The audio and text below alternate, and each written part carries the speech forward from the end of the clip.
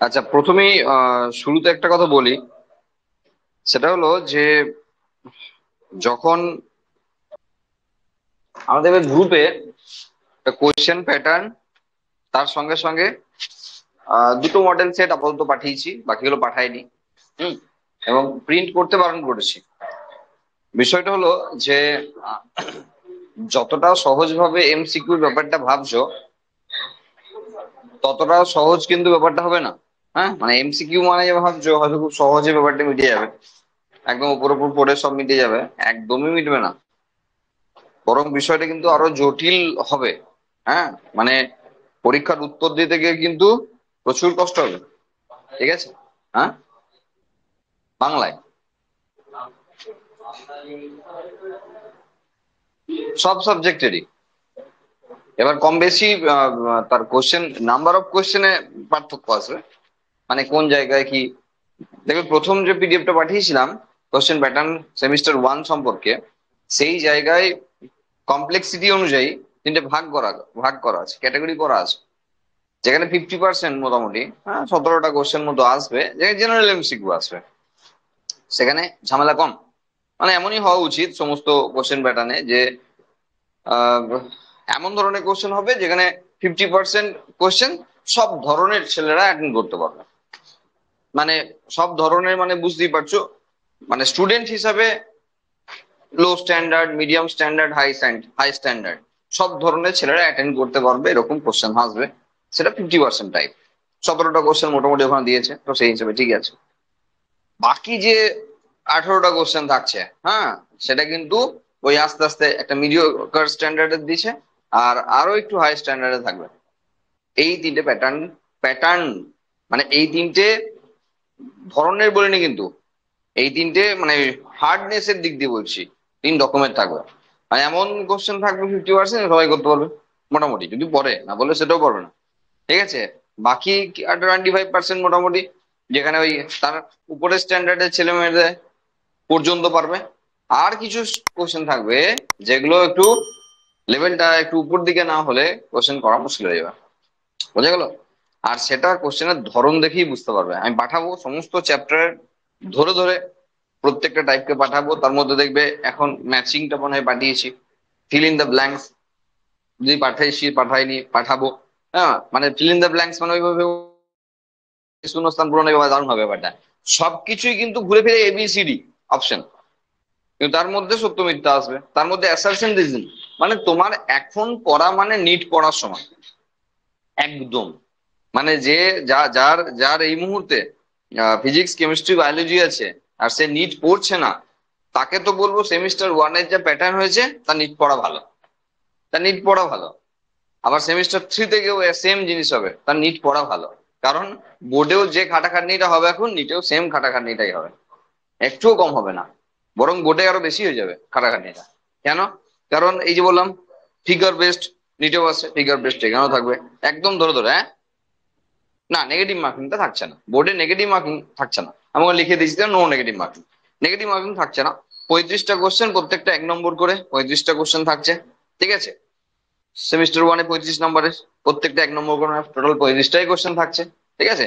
সেখানে মানে একদম জেনারেল এমসিকিউ, 4টে অপশন থাকবে, ব্যাস মিটে গেল। শূন্যস্থান পূরণ, সত্য মিথ্যা, কলম ম্যাচিং, তারপরে সিকোয়েন্স ম্যাচিং, মানে কিছু সিকোয়েন্স দেওয়া থাকবে, কোনটার পর কোন ঘটনাটা ঘটছে। হ্যাঁ, সেইগুলো থাকবে। তার সঙ্গে সঙ্গে অ্যাসারশন রিজন, মোস্ট ইম্পর্টেন্ট জিনিস, টাফ লাগে ছেলেদের assertion reason type. Figure based যত রকমের হয় কোয়েশ্চেন, যত রকমের হয় তত রকমের কোয়েশ্চেন থাকবে। ঠিক আছে? ওই বাকি 18টা।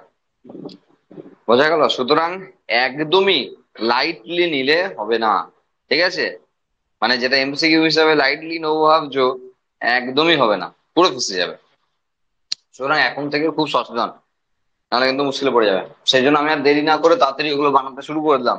হ্যাঁ, একটু লেট হচ্ছিল, জানো না, আর বেশি দেরি করলে ছেলেগুলো উদ্ধার পাবে না। ঠিক আছে? শুধু এমসিকিউ ভাবলে তো চলবে না, এমসিকিউ এর ধরন গুলো দেখাতে হবে। আমি ভাবছিলাম কোশ্চেন ধরে ধরেই করাবো ব্যাপারটা, তারপর দেখলাম না, নোট আকারেও দিতে হবে, তারপরে কোশ্চেন ধরবো, নাহলে অসুবিধা হয়ে যাবে। হ্যাঁ, কারণ সবাই তো আর ধরো পড়াশোনাতে তো মানে কি বলবো, সিনসিয়ার না। তো সেক্ষেত্রে অনেক সমস্যা হতে পারে। ঠিক আছে? বোঝা গেছে মোটামুটি ব্যাপারগুলো? যাক দিতে থাকবো ওগুলো, তবে আমি না বলা পর্যন্ত প্রিন্ট আউট করবে না, কারণ এডিটিং হতেই থাকবে, কিন্তু আমি মানে যতটা সম্ভব এডিটিং করে দিয়ে তারপরে বলবো প্রিন্ট আউট করবে, তারপর আমি আমার মতো করে আবার এডিটিং করবো পরে, সেটা আলাদা ব্যাপার। ঠিক আছে।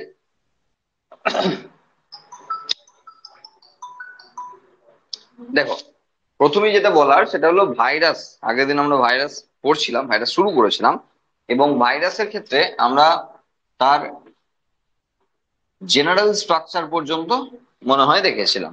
সেই অর্থে এটা ভাইরাসের সেকেন্ড পার্ট, ভাইরাসের এটা সেকেন্ড পার্ট। ওকে। তো আমরা আগের দিন জেনারেল স্ট্রাকচারে যা যা বলেছিলাম, যে একটা ভাইরাসের ক্ষেত্রে তার একটা জেনেটিক মেটেরিয়াল থাকবে, ডিএনএ বা আরএনএ, আর তার বাইরে একটা ক্যাপসিড থাকবে। সেই ক্যাপসিডের একাধিক ইউনিট থাকবে, যেগুলোকে ক্যাপসোমিয়ার বলা হবে। আর কি থাকতে পারে, একটা এক্সট্রা কোট বা কভারিং থাকতে পারে, যেটাকে আমরা বলছি এনভেলপ। যদি এনভেলপ থাকে, মানে একটা ভাইরাসের ক্ষেত্রে দুটি স্ট্রাকচার, একটা ভাইরাসের ক্ষেত্রে দুটি স্ট্রাকচার, একটা প্রোটিনের স্ট্রাকচার যেটাকে বলা হচ্ছে ক্যাপসিড, আর একটা হলো নিউক্লিক অ্যাসিড। নিউক্লিক অ্যাসিড সেটা ডিএনএ হতে পারে, আরএনএ হতে পারে। যদি ডিএনএ হয় ডিএনএ ভাইরাস, আরএনএ হলো আরএনএ ভাইরাস। এই হলো বিষয়। একটা ভাইরাসের ক্ষেত্রে দুটি জিনিসই থাকার কথা। হ্যাঁ, এবার এক্সট্রা কোড থাকতে পারে, মানে প্রোটিনের যে কোড তার বাইরেও এক্সট্রা কোটিং থাকতে পারে, নাও থাকতে পারে। যদি থাকে তখন তাকে আমরা লিপোভাইরাস বলছি, লিপোভাইরাস। আর যদি না থাকে তাহলে তাকে বলছি আমরা ন্যাকেড ভাইরাস, ন্যাকেড ভাইরাস। এই হলো বিষয়। ওকে। এবার এটা তো জেনারেল স্ট্রাকচার একদমই। আমাদের সিলেবাসে যে তিনটে ভাইরাস আছে, হুম, তাদের মোটামুটি শর্টকাট করে যতটা দেখানো যাবে ততটা দেখানো হবে। হ্যাঁ, যতটা আমাদের সমস্ত পরীক্ষা মিলিয়ে লাগবে আর কি। হ্যাঁ, এক্সট্রা অনেক অনেক ইনফরমেশন থাকে যেগুলো আমাদের পরীক্ষার কোনো কাজের বিষয় না। ঠিক আছে। আর অত ছেলেরা মনেও রাখতে পারবে না, সত্যি কথা বলতে একটা স্ট্রাকচারে অত জিনিস মনেও রাখতে পারবে না ছেলেরা। তাহলে যে বিষয়গুলো একদমই মানে এক্সাম বেসড, সেগুলোকে ইনফরমেশন দিতেই হবে। তো প্রথমেই রয়েছে ইনফ্লুয়েঞ্জা। ইনফ্লুয়েঞ্জা ভাইরাস, ভাইরাসের ক্ষেত্রে নামের একটা বিশেষত্ব আমরা বলেছিলাম, যে ম্যাক্সিমাম ভাইরাসের ক্ষেত্রে রোগের নামই কিন্তু ভাইরাসের নাম। ঠিক আছে। তার মানে ইনফ্লুয়েঞ্জা রোগ সৃষ্টিকারী যে ভাইরাস, সেটা ইনফ্লুয়েঞ্জা ভাইরাস। ঠিক আছে। এরকম করে টোবাকো মোজাইক ভাইরাস, টোবাকো মানে তামাক গাছের মোজাইক রোগ তৈরি করে, এরকম আর কি। তো ইনফ্লুয়েঞ্জা ভাইরাসের গঠন দেওয়া, ইনফ্লুয়েঞ্জা। ওকে। আমরা জানি যে পরিচিত যে কটা জ্বর আমাদের খুব আসে আর কি, তার মধ্যে ইনফ্লুয়েঞ্জা অন্যতম। মানে ম্যালেরিয়া, ইনফ্লুয়েঞ্জা, চিকুনগুনিয়া, যে রোগগুলো আমাদের মোটামুটি একটু হাইফাই লেভেলের জ্বর আর কি। হ্যাঁ, মানে এমনি সর্দি, নর্মাল কমন কোল্ড ভাইরাসের কথা বলিনি, সাধারণ ঠান্ডা লাগার কথা বলিনি, বাকি যেগুলো নাম শোনা যায় তার মধ্যে ইনফ্লুয়েঞ্জা তো শোনাই যায়। হ্যাঁ, সেই ইনফ্লুয়েঞ্জা ভাইরাস নিয়ে আমাদের বিষয়, আলোচনার বিষয়। প্রথমেই আমরা শুরু করছি একদম ভিতরে তাদের জেনেটিক মেটেরিয়ালকে দিয়ে। হুম, জেনেটিক মেটেরিয়াল বলতে ওদের প্রথমত এটা আহ, মানে এক ধরনের মানে মিক্সো ভাইরাস আর কি, মানে করোনা ভাইরাসও বলা যেতে পারে। মানে করোনা মানে গোল গোল, হ্যাঁ, যে ভাইরাস গুলো গোল হয় তাদেরকে করোনা ভাইরাস বলা হয়। কোভিড-19ও তাই, গোল, স্পেরিক্যাল ভাইরাস। মানে এটা গোল মতো দেখতে একটা স্ট্রাকচার, যেমন ওখানে আঁকা আছে সেরকম একটা স্ট্রাকচার। এবং তার মধ্যে জেনেটিক মেটেরিয়াল হিসেবে 8টা নেগেটিভ স্ট্র্যান্ডেড আরএনএ আছে। নেগেটিভ স্ট্র্যান্ডেড আরএনএ, আমরা আগের দিন নেগেটিভ স্ট্র্যান্ডেড আর পজিটিভ স্ট্র্যান্ডেড আরএনএ নিয়ে কথা বলেছি, এবং সেই রিলেটেড ভিডিওগুলো আমরা সব কোর্সে আপলোড করে দিয়েছি। হ্যাঁ, করে দিয়েছি, কোর্সে আপলোড করে দিয়েছি। হ্যাঁ, আচ্ছা, যাই হোক, তারপরের ভিডিওগুলো থাকবে তাহলে। ঠিক আছে, আমরা রেকর্ড যেহেতু করিনি, তারপরে আরো আরো এখনো দেওয়া বাকি আছে, ইনফ্লুয়েঞ্জা ভাইরাস এগুলো দেওয়া হয়নি। হ্যাঁ, যেহেতু এটা রেকর্ড হচ্ছে আর কি, তার সঙ্গে সঙ্গে ওগুলো দিয়ে দেবো দরকার হলে অ্যাডিশনাল। ওকে। তো সেখানে নেগেটিভ স্ট্যান্ডার্ড আর পজিটিভ স্ট্যান্ডার্ড আরএনএ এর কথা, এখানে 8টা সেম নেগেটিভ স্ট্যান্ডার্ড আরএনএ আছে। একই কপি, এমন নয় যে আলাদা কপি, একই কপি, 8টা দেওয়া আছে নেগেটিভ স্ট্যান্ডার্ড আরএনএ, যেখান থেকে অ্যাকচুয়ালি এমআরএনএ তৈরি হয়।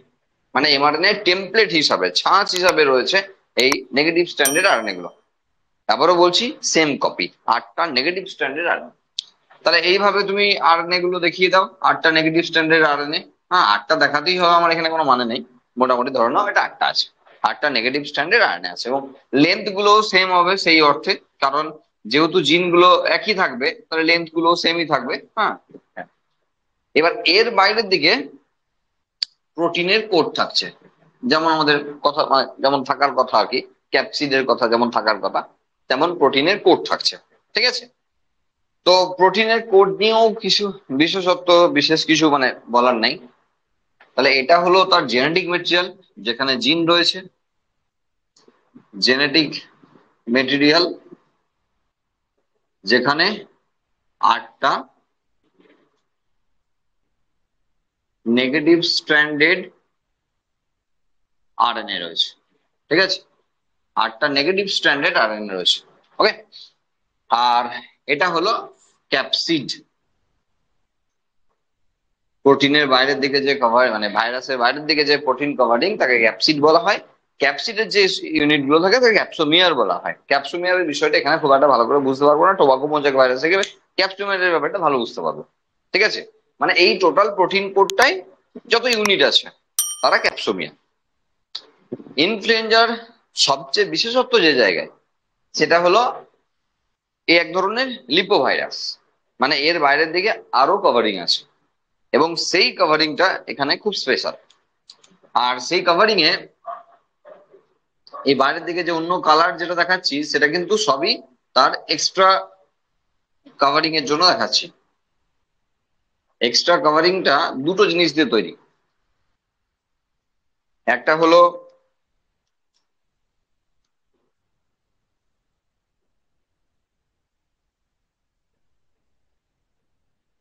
মানে গোটা স্ট্রাকচারটা তৈরি হয়েছে লাইপোপ্রোটিন দিয়ে। মানে এখানে এই লাল থেকে শুরু করে গ্রিন অব্দি এই গোটা জিনিসটা হলো এর এক্সট্রা কভারিং, মানে যেটাকে আমরা এনভেলাপ বলছি। এনভেলাপ, ওকে, এনভেলাপ বলছি। এই এনভেলাপে ভিতরের দিকে যে লাল রঙের যেটা দেওয়া রয়েছে, এটা হলো এখানকার প্রোটিন স্ট্রাকচার। আর যেটা সবুজ রঙের দেওয়া রয়েছে, সেটা হলো এখানে লিপিড স্ট্রাকচার। তাহলে লিপিড প্লাস প্রোটিন, তার লাইপোপ্রোটিন হচ্ছে। তাহলে প্রোটিনের ক্যাপসিডের বাইরের দিকে যে এনভেলপটা রয়েছে, সেটা লিপোপ্রোটিন, মানে লাইপোপ্রোটিন, ঠিক আছে, লাইপোপ্রোটিন নির্মিত। তাহলে ভিতর দিকে লিপিড রয়েছে, বাইরে, সরি, ভেতর দিকে প্রোটিন রয়েছে, বাইরের দিকে লিপিড রয়েছে। এটা এক্সট্রা কোট। তো এরপর এরপর এই যে লিপিড রয়েছে, সেই লিপিডের বাইরের দিকের বিভিন্ন রকমের স্পাইক আছে। স্পাইক, ঠিক আছে, স্পাইক দু রকমের স্পাইক আছে। একটা স্পাইক আমরা দেখাচ্ছি, হ্যাঁ, কালো রঙের যেগুলো দেখাচ্ছি, যেগুলো লিপিডের লেয়ার থেকে বেরিয়ে আসছে, এগুলো হলো স্পাইক। এবং স্পাইকটার টাইপ দেবো আমরা মোট দু রকমের।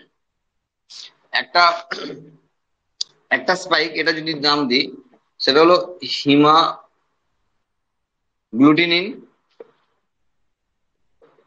হিমাগ্লুটিনিন। আরেকটা হলো, আরেকটা স্পাইকের ধরনটা একটু আলাদা করে দিচ্ছি, যাতে জাস্ট বুঝতে সুবিধা হয়, এরকম করে, হ্যাঁ, এরকম করে, এইভাবে আমরা করছি। এইভাবে এটা গোটাটা করতে হবে, হ্যাঁ, আমরা গোটাটা করছি না খেলার মতো। সেটা হলো নিউরামিনিডেজ। নিউরামিনিডেজ, তার মানে দুই ধরনের এখানে টাইপ রয়েছে।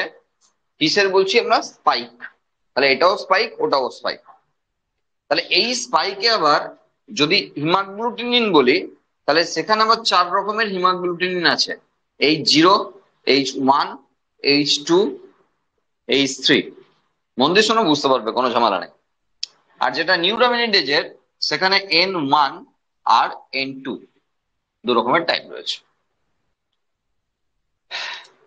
হিমাগ্লুটিনিন বলে এই যে স্পাইকটা রয়েছে, এই স্পাইকটা কি করতে পারে, যে আরবিসি, আমাদের রক্তের যে আরবিসি মানে লোহিত রক্তকণিকা, সেই লোহিত রক্তকণিকা গুলোকে অ্যাকুমুলেট করতে পারে, এক জায়গায় জড়ো করে দিতে পারে, মানে অ্যাগ্লুটিনেশন করাতে পারে। বুঝতে পারলে না? দলা পাকাতে পারে। অনেকগুলো টার্ম দিলাম, শেষের টার্মটা উদ্ধার হলো যে আরবিসি গুলো এক জায়গায় জড়ো হয়ে যেতে পারে, দলা পাকিয়ে যেতে পারে, যার অর্থ মারাত্মক। মানে one type of blood clotting বলা যেতে পারে। ক্লট, ব্লাডে ক্লট হয়ে যাওয়া, জমাট বেঁধে যাওয়া। তাহলে যদি আরবিসি পরস্পর এর কাছাকাছি চলে আসে আর আরবিসি গুলো যদি দলা পাকিয়ে যায়, তাহলে সেটা এক ধরনের রক্ত তঞ্চন এর মতো ব্যাপার। আর দেহের ভিতরে যদি ক্লট হয়, তাহলে সেটা আমাদের বডির জন্য কতটা মানে ক্ষতিকারক সেটা আমরা কম বেশি একটু আধটু জানি মনে হয়। যে সেগুলো ব্লাড ভেসেলের যে কোনো জায়গায়, ফাইন ভেসেল যেগুলো আছে, রক্তবাহ যেগুলো সরু সরু রক্তবাহ আছে, সেই সব জায়গায় গিয়ে আটকে যেতে পারে। তো ব্লকেজ আসতে পারে, এবং সেটা হার্ট ব্রেনের মতো জায়গা হলে মারাত্মক এফেক্ট হতে পারে। ঠিক আছে, এটা তো পরবর্তী ব্যাপার, অত বেশি ভাবার দরকার নেই, ছোট করে ভাবো যে হিমাগ্লুটিনিন যে ব্যাপারটা রয়েছে, এটা যা করতে পারে সেটা হলো যে এই ভাইরাসটা হিমাগ্লুটিনিন দ্বারা মানুষের শরীরের যে আরবিসি বা লোহিত রক্তকণিকা রয়েছে তাদেরকে এক জায়গায় জড়ো করে দিতে পারে, দলা পাকিয়ে দিতে পারে। আর নিউরামিনিডেজ যে রয়েছে, সে কি করে? সে মানে সে এই ভাইরাসটার ল্যান্ডিং স্পেস তৈরি করে। মানে হলো কোন জায়গায় অ্যাটাচমেন্টে যাবে, সারফেস অ্যাটাচমেন্ট, কোন জায়গায় গিয়ে ল্যান্ড করবে। মানে মানুষকেই তো অ্যাটাক করছে, ইনফ্লুয়েঞ্জা মানুষের ক্ষেত্রে ভাইরাস, তাহলে মানুষকে অ্যাটাক করবে, মানুষের ক্ষেত্রে রোগ তৈরি করবে, তাহলে এর হোস্ট নিশ্চয়ই মানুষ। ভাইরাসের ক্ষেত্রে আমরা বলে রেখেছি এ কমপ্লিমেন্টারি মানে অব্লিগেটরি প্যারাসাইট, মানে বাধ্যতামূলক ভাবে পরজীবী। কারণ এ বাইরে মৃত সেই অর্থে, আর দেহের ভিতরে জীবিত। তার মানে দাঁড়ালো যে এক্ষেত্রে দেহের ভিতরে ঢোকা মানেই রোগ তৈরি করা, দেহের ভিতরে ঢোকা মানেই রোগ তৈরি করা। আর সেক্ষেত্রে এও রোগ তৈরি করবে। আর এই মানুষের ক্ষেত্রে রোগ তৈরি করছে, একটা ফ্লু তৈরি করছে, না ফ্লু মানে জ্বর, ইনফ্লুয়েঞ্জা না, তো একটা জ্বর তৈরি করবে। তো এই জ্বরের জন্য মানুষকেই বেছে নিয়েছে। আর মানুষকে বাঁচার পিছনে যে রহস্য সেটা হলো নিউরামিনিডেজ। হোস্ট স্পেসিফিসিটির ব্যাপার রয়েছে, যাতে মানুষকেই আক্রমণ করতে পারে। মানুষেরই যে সেল মেমব্রেন, তার প্রোটিন হলো এর রিসেপ্টর। এটা নিউরোমিনিডেজ ঠিক করে। বোঝা গেল দুজনের দুটো কাজ। আবার বলছি, বাইরের দিকের যে এক্সট্রা কভারিং রয়েছে সেটাকে আমরা এনভেলপ বলি। এনভেলপটা তৈরি হয়েছে লাইপোপ্রোটিন দিয়ে, মানে লিপিড আর প্রোটিন দিয়ে। ভিতর দিকে স্ট্রাকচারটাই প্রোটিন আছে, যেটাকে আমরা লাল রঙে দেখিয়েছি আপাতত। তার বাইরের দিকে স্ট্রাকচারটাকে আমরা প্রোটিন লিপিড দেখিয়েছি, যেটা আপাতত গ্রিন কালারের আছে। দুটো মিলিয়ে হলো এনভেলপ। এই এনভেলপের বাইরের দিকে দুটো টাইপের স্পাইক রয়েছে, আর সেটা হলো হিমাগ্লুটিনিন এবং নিউরামিনিডেজ। হিমাগ্লুটিনিনের 4 রকমের ধরন আছে, নিউরামিনিডেজের 2 রকমের ধরন আছে। এবার কি করে এরা রিকম্বাইন করতে পারে? মানে ধরো N1H1, এটা একটা ভ্যারিয়েন্ট হতে পারে। মানে ভ্যারিয়েন্ট গুলো এবার বুঝো কিরকম হতে পারে। এইটা একটা ওটা একটা নেবে, যে কোনো ভ্যারিয়েন্ট হতে পারে। তার মানে ধরো N1, ধরো H0, আবার ধরো N1H1 হতে পারে, আবার N1 sorry N2 sorry N1H3। তার মানে N1 কে দিয়ে 4টে ভ্যারিয়েন্ট হতে পারে। আবার আমরা H0 কে ফিক্সড করে N2 করব। তার মানে N2H0, N2H1। বুঝতে পেরে গেছো কি করতে চাইছি আমরা? ওখান থেকে একটা, এখান থেকে একটা। আমি নেবো না, ইনফ্লুয়েঞ্জা ভাইরাস নেবে। আর এতে কি হতে পারে? এতে যেটা হতে পারে সেটা হলো মুহূর্তের মধ্যে, অল্প সময়ের মধ্যে এরা ভ্যারিয়েন্ট চেঞ্জ করে দিতে পারে। মানে মানে হলো ভোল বদল করতে পারে, ভোল বদল করতে পারে। আর সেই জন্য ইনফ্লুয়েঞ্জা মহামারী আকার ধারণ করতে পারে, যদি সময় মতো আমরা সেটাকে ট্রিটমেন্টের আন্ডারে না নিয়ে আসি। কারণ দেখো, যখন এই মানে যখন সে এই রকমের কোটিং নিয়ে আসে, যার বাইরের দিকে স্পাইক রয়েছে H0N1, এবার যা ওষুধ খেতে খেতে বা দুদিন লেট করেছি, বা ওষুধ ডাক্তারবাবু দেখেছে, ওষুধ খেতে খেতে দেখা গেল সে তার ভ্যারিয়েন্ট চেঞ্জ করে N2H2 করে দিয়েছে। ব্যাস, তাহলে তো কাজ হবে না। তাহলে সে কাজ হবে না, সে তো পরিবর্তন করে দিয়েছে। আর নেগেটিভ স্ট্র্যান্ডের আরএনএ এবং আরএনএ, মানে একটু জানো যে আরএনএ খুব বেশি পরিমাণে মিউটেশন করতে পারে, মানে ভ্যারিয়েন্ট চেঞ্জ করার ক্ষমতা রাখে এমনিতেই। আর তারপরে আবার এদের স্পাইকের এত রকমের ক্যাপাসিটি আছে, বোঝা গেল? তার মানে 8 রকমের ভ্যারিয়েন্ট এখানে আমরা দেখতেই পাচ্ছি যেটা হতে পারে। তার মানে সেই কারণের জন্যই এখানে মহামারীর আকার ধারণ করার একটা সম্ভাবনা রয়েছে, সেটাই আমরা বলছি। ওকে, বোঝা গেল কথাটা? মানে এই হলো ইনফ্লুয়েঞ্জা, আর কিছু নাই। এই হলো ইনফ্লুয়েঞ্জা। এবার বাকি যে ইনফরমেশন আছে সেগুলো অত ইম্পর্টেন্ট বিষয় না, সেগুলো পরীক্ষায় আসবে না, কিন্তু যেটুকু পড়ালাম এটুকু কিন্তু একটা ইনফ্লুয়েঞ্জা ভাইরাসের জন্য আবশ্যিকও বলতে পারো। মানে এক্সট্রা নিয়ে এটা, এর বেশি যেটা আছে সেটা এক্সট্রা এক্সট্রা, সেটা দরকার না। কারণ বেশি বাড়াবাড়ি করলে তুমি গোটা বইটা হজমই করতে পারবে না, সেদিকটাও মাথায় রাখতে হবে আমাকে। বোঝা গেল? এর বাইরে কি থাকতে পারে? দেখো, এর বাইরে জেনেটিক মেটেরিয়াল হিসাবে এখানে টোটাল ডিএনএ, টোটাল আরএনএ এবং প্রোটিনের রেশিও দিতে পারে বিভিন্ন জায়গাতে, সেগুলো আমাদের কাছে ইনফরমেটিভ না অত।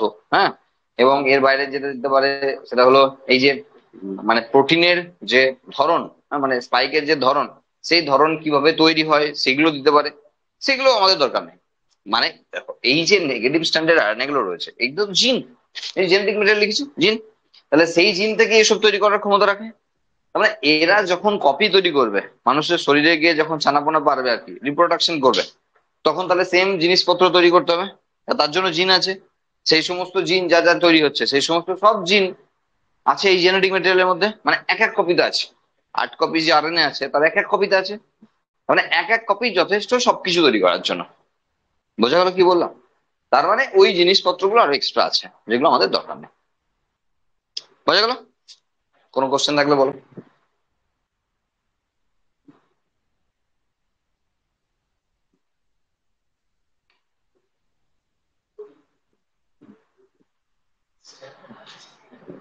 নেই? তাহলে যেটা করতে হবে, মুছতে হবে। মুছে আমাদের নেক্সট স্টেজে এগোতে হবে। হুম।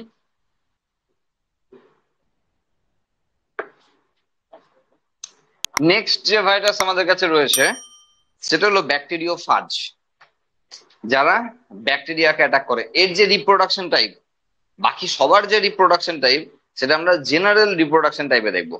মানে প্রত্যেকটা ভাইরাসের আলাদা আলাদা করে রিপ্রোডাকশন থাকা সম্ভব নয়, কারণ সবারই প্যাটার্ন আলাদা। সেই জন্য আমরা একটা কমন রিপ্রোডাকশন দেখবো, এবং অবশ্যই ব্যাকটেরিওফাজের রিপ্রোডাকশন দেখবো। তার কারণ ওকে দিয়েই আমরা ব্যাকটেরিয়ার যে দুটো টাইপ আছে রিপ্রোডাকশনের তার ধরনটা বুঝতে পারবো। ঠিক আছে, আমরা আগে করে নিই এটা। সেটা হলো ব্যাকটেরিওফাজ।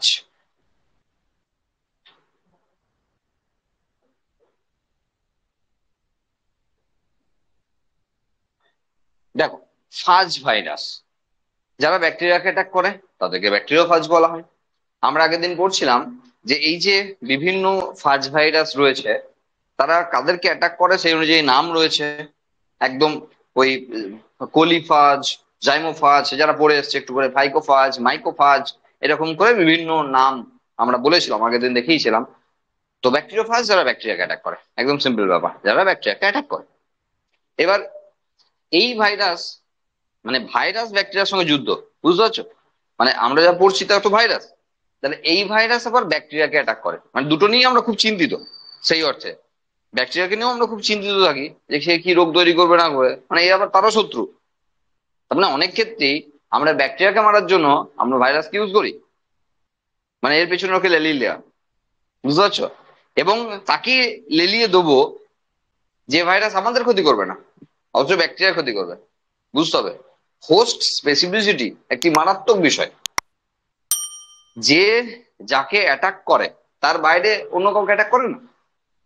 তাহলে যে ব্যাকটেরিওফাজ ব্যাকটেরিয়াকে অ্যাটাক করে, ম্যাক্সিমাম টাইম তারা মানুষকে অ্যাটাক করবে না। তাহলে আমি যদি আমার দেহের ক্ষতিকারক ব্যাকটেরিয়াকে মারার জন্য ব্যাকটেরিওফাজকে পাঠিয়ে দিই আমার শরীরে, তাহলে সে গিয়ে ধরে ধরে ব্যাকটেরিয়া মারবে, তার জন্য আমার কোনো ক্ষতি হবে না। কারণ আমার শরীরে আমি তার হোস্টই না, কারণ আমার শরীরে ঢোকার তার ক্ষমতা নাই, আমি ঢুকে দিয়েছি। এবার শরীরে ঢোকা আর কোষের মধ্যে ঢোকার মধ্যে পার্থক্য বুঝতে হবে। আমার শরীরের মধ্যে ঢোকা মানে কোষের মধ্যে ঢোকা নাও হতে পারে। আমি যখন খাবার খেলাম সেটা কি আমার শরীরে গেল? একদমই গেল না। কারণ যদি শোষণ করতে না পারি, অ্যাবজর্ব করতে না পারি, সকালবেলা বেরিয়ে পালাবে। তাহলে এমন একটা সিস্টেম যার একটা ওপেনিং আছে, একটা এন্ডিংও আছে। তো এই ওপেনিং এন্ডিং এর মাঝে যদি কোনো কাজ না হয় তাহলে যেমন খাবো তেমন বেরিয়ে যাবে। ঠিক আছে, হ্যাঁ সেই ফরম্যাটে হয়তো যাবে না, অন্য ফরম্যাটে বেরোবে, কিন্তু যাবে বেরিয়ে। তাহলে তার মানে কি, আমরা একটা উদাহরণ দিচ্ছি যার মানে এটা বোঝাতে চাইছি যে আমার শরীরে প্রবেশ করার, কোষে প্রবেশ করা দুটো এক বিষয় না। রক্তে প্রবেশ করা মানেও কোষে প্রবেশ করা নয়। রক্ত একটা চ্যানেল, রাস্তা দিয়ে ঘোরাঘুরি করা। তার মানে বাড়িতে ঢুকে নিয়ে না। তাহলে বাড়িতে ঢুকতে গেলে রাস্তা ছেড়ে বাড়িতে আসতে হবে, তার মানে কোষে ঢুকলো। বোঝা গেল কি বললাম? তাহলে রাস্তাতে ছাড়লেও বাড়ি পর্যন্ত যাবেই, তার কোনো গ্যারান্টি নাই। আমরা যদি ধরো সাপোজ এরকম করি যে ব্যাকটেরিয়াকে মারার জন্য ভাইরাসকে পাঠিয়েছি, তাকে রক্তে পাঠাবো, তাকে শরীরে আপাতত পাঠাচ্ছি না, মানে সেই অর্থে সেলে পাঠাচ্ছি না। আর সেলে তো ঢুকবেই না, কারণ ঢোকার জন্য তার তো ম্যাচিং ম্যাচিং ব্যাপারটা নেই, কারণ তার হোস্ট আমরা না। ফালতু বকছি, দরকার নাই এগুলো। মেন বিষয় যেটা হলো এর গঠন দেখবো আমরা। আচ্ছা, এর গঠনের চেনা পরিচিত গঠন খানিকটা, কারণ এই ধরনের ছবি আমরা বিভিন্ন জায়গাতে দেখি। হ্যাঁ, আর এর গঠনটাকে একটু ভালো করে দেখতে হবে এর মধ্যে, কারণ একে লাগবে। টোটাল রিপ্রোডাকশন, ভাইরাসের যে রিপ্রোডাকশন, তা একে এর উপর বেস করেই হবে। সুতরাং একে একটু পড়াশোনা করতে লাগবে। দেখো একদম খুব একটা জটিল কিছু না, সিম্পল স্ট্রাকচার। হুম। এবং এখানে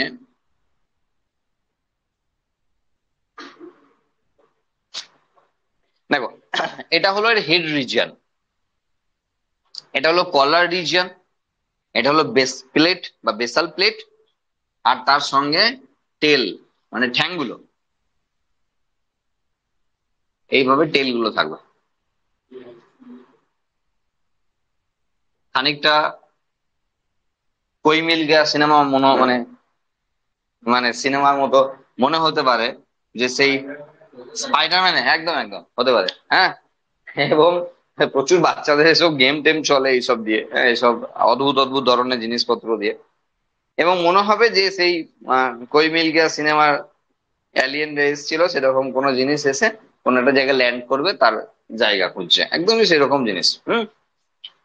এবং এইখানে একটা জিনিস বলি, সেটা হলো এই যে কলারের ভিতরের অংশটা না, এটা কিন্তু কন্টিনিউ চলছে। হ্যাঁ, এই পর্যন্ত কন্টিনিউ, এই জিনিসটা এই পর্যন্ত কন্টিনিউ আছে, মানে এই জায়গাতে এটা কন্টিনিউ। ক্লিয়ার? তার মানে চারটে বেসিক স্ট্রাকচার রয়েছে। একটা হলো এই যে এটা, এটাকে হেড বলা হচ্ছে, মাথা। আবার মাথাটাকে তুমি ষড়ভুজ ভেবে নিও না, মানে এটা হেক্সাগোনাল না, এর 20টা তল আছে, মানে এরকম আর কি। আমি বেশি জটিলতায় যেতে চাইছি না, এরকম আর কি এর তল শুরু। তাহলে দুটো হলো, এরকম ট্রায়াঙ্গেল 20টা আছে। বোঝা গেল? মানে এইরকম ট্রায়াঙ্গেল বিষয়টা 20টা আছে, এরকম এরকম করে হবে আর কি। সরি, এরকম করে হবে গোটা বিষয়টা। হ্যাঁ, আমরা দেখাচ্ছি না, এই দেখালাম 20টা থাকবে এরকম। তাহলে এটা হেড রিজিয়ন, এটা হলো কলার, কলার রিজিয়ন, নেক রিজিয়নও বলে অনেকে। এই জায়গাটা হলো বেস প্লেট বা বেসাল প্লেট, মানে যেটা এই জায়গাটা বলছি কালো রঙের এই জায়গাটা, এটা হলো বেসাল প্লেট। ওকে। আর এগুলো হলো টেল, যেগুলো 6টা দিয়েছি, এগুলো হলো টেল। এই হলো এদের বেসিক স্ট্রাকচার। ঠিক আছে, এবার জেনেটিক মেটেরিয়াল এবং প্রোটিনের ক্যাপসিড, এই তো এদের গঠন, মানে সবারই ভাইরাসের গঠন তো জেনারেল একই। এদের ক্ষেত্রে যেটা জেনেটিক মেটেরিয়াল, সেটা হলো একটি সার্কুলার ডাবল স্ট্যান্ডার্ড ডিএনএ। মানে এদের জেনেটিক মেটেরিয়াল হলো ডিএনএ, এবং সেটা সার্কুলার, সার্কুলার ডিএনএ, যার মধ্যেই এর যা যা লাগবে তার যাবতীয় জিন আছে, কারণ এটা জেনেটিক মেটেরিয়াল। হয়ে গেল। আর কি আছে? আর যেটা থাকতে পারে সেটা হলো এনজাইম হিসাবে থাকতে পারে, এনজাইম থাকতে পারে, এনজাইম রাখে, এরা থাকতে পারে মানে এরা রাখে। সেটা হলো লাইসোজাইম থাকে, লাইসোজাইম, যারা ব্যাকটেরিয়া সেল ওয়ালকে ড্যামেজ করতে পারে, সেই লাইসোজাইম এদের কাছে থাকে ইনবিল্ড, মানে আগে থেকেই আছে। মানে এটা এমন নয় যে ওই ব্যাকটেরিয়া সেলের মধ্যে যাবে, তারপর গিয়ে বানাবে, ওই পার্টি অফিস দখল করার মতো, হ্যাঁ, ওদের কাছ থেকে নিয়ে তারপরে বানাবে, এমন নয়। এটা আগে থেকেই আছে। ওকে। তাহলে মাথার মধ্যে দুটো জিনিস, একটা হলো সার্কুলার ডিএনএ, যার মধ্যে যাবতীয় জিন টিন গুলো আছে, আরেকটা জিনিস হলো যে লাইসোজাইম যেটা এদেরকে কি করবে, এদেরকে ভিতরে ঢুকে মানে ভিতরে ঢুকতে হেল্প করবে, ভিতরে ঢুকতে হেল্প করবে। ঠিক আছে, এই দুটো বিষয় হলো। এবার দেখো এই যে নেক রিজিয়নটা রয়েছে, সেই নেক রিজিয়নটার সঙ্গে মানে হেড রিজিয়নটা, হ্যাঁ, কানেক্টেড, কিন্তু পুরো কানেক্টেড, সেটা আমরা এখানে দেখতেই পাচ্ছি। এবার এই যে নেক রিজিয়ন বলো, কলার রিজিয়ন বলো, যাই বলো, এই রিজিয়নটা এটা কিন্তু এরকম স্প্রিং এর মতো, হ্যাঁ, স্প্রিং এর মতো, মানে এটা বাড়া কমা করতে পারে, কিন্তু ভিতরের স্ট্রাকচারটা ফিক্সড। মানে ভালো ভালো করে ব্যাপারটা ভেবে দেখবে। আমি উপরটা দরকার হলে একটু ইয়ে করছি, হ্যাঁ, তাহলে এই এই যেটা ব্লু কালার দেখাচ্ছি সেটা একটু স্প্রিং এর মতো দেখিয়ে দিচ্ছি, কিন্তু আমরা বলতে চাইছি যে লাল রঙের যে স্ট্রাকচারটা সেটা কিন্তু ফিক্সড, সেটা স্প্রিং এর মতো বাড়া কমা হয় না। তাহলে কি হলো, বাইরের দিকে বাইরের দিকে কলারটা বা নেকটা যদি বাড়া কমা করে, যখনই কমে যাবে ইঞ্জেকশনের মধ্যে প্যাক করে ঢুকে যাবে না লালটা, যার বডিতে এর নিচের দিকে ধরো ভাইরাসটা আছে, সরি ব্যাকটেরিয়াটা আছে, এর নিচে ধরো ব্যাকটেরিয়াটা আছে, মনে মনে ভেবে না এখান থেকে ব্যাকটেরিয়াটা আছে, তাহলে ব্যাকটেরিয়া দেহে বসছে। তাহলে যখনই কলারটাকে ছোট করে নেবে, ওই জন্য ভিতরে লালটা দেখিয়ে রেখেছি, তখন ইঞ্জেকশন যেমন দেয় না, প্যাক করে ইঞ্জেকশনের মধ্যে ভরে যাবে, মানে লাল রঙের জিনিসটা ঢুকে যাবে, যেটা ড্রিল করবে, যেটা ব্যাকটেরিয়ার দেহে ড্রিল করবে, ছিদ্র করবে।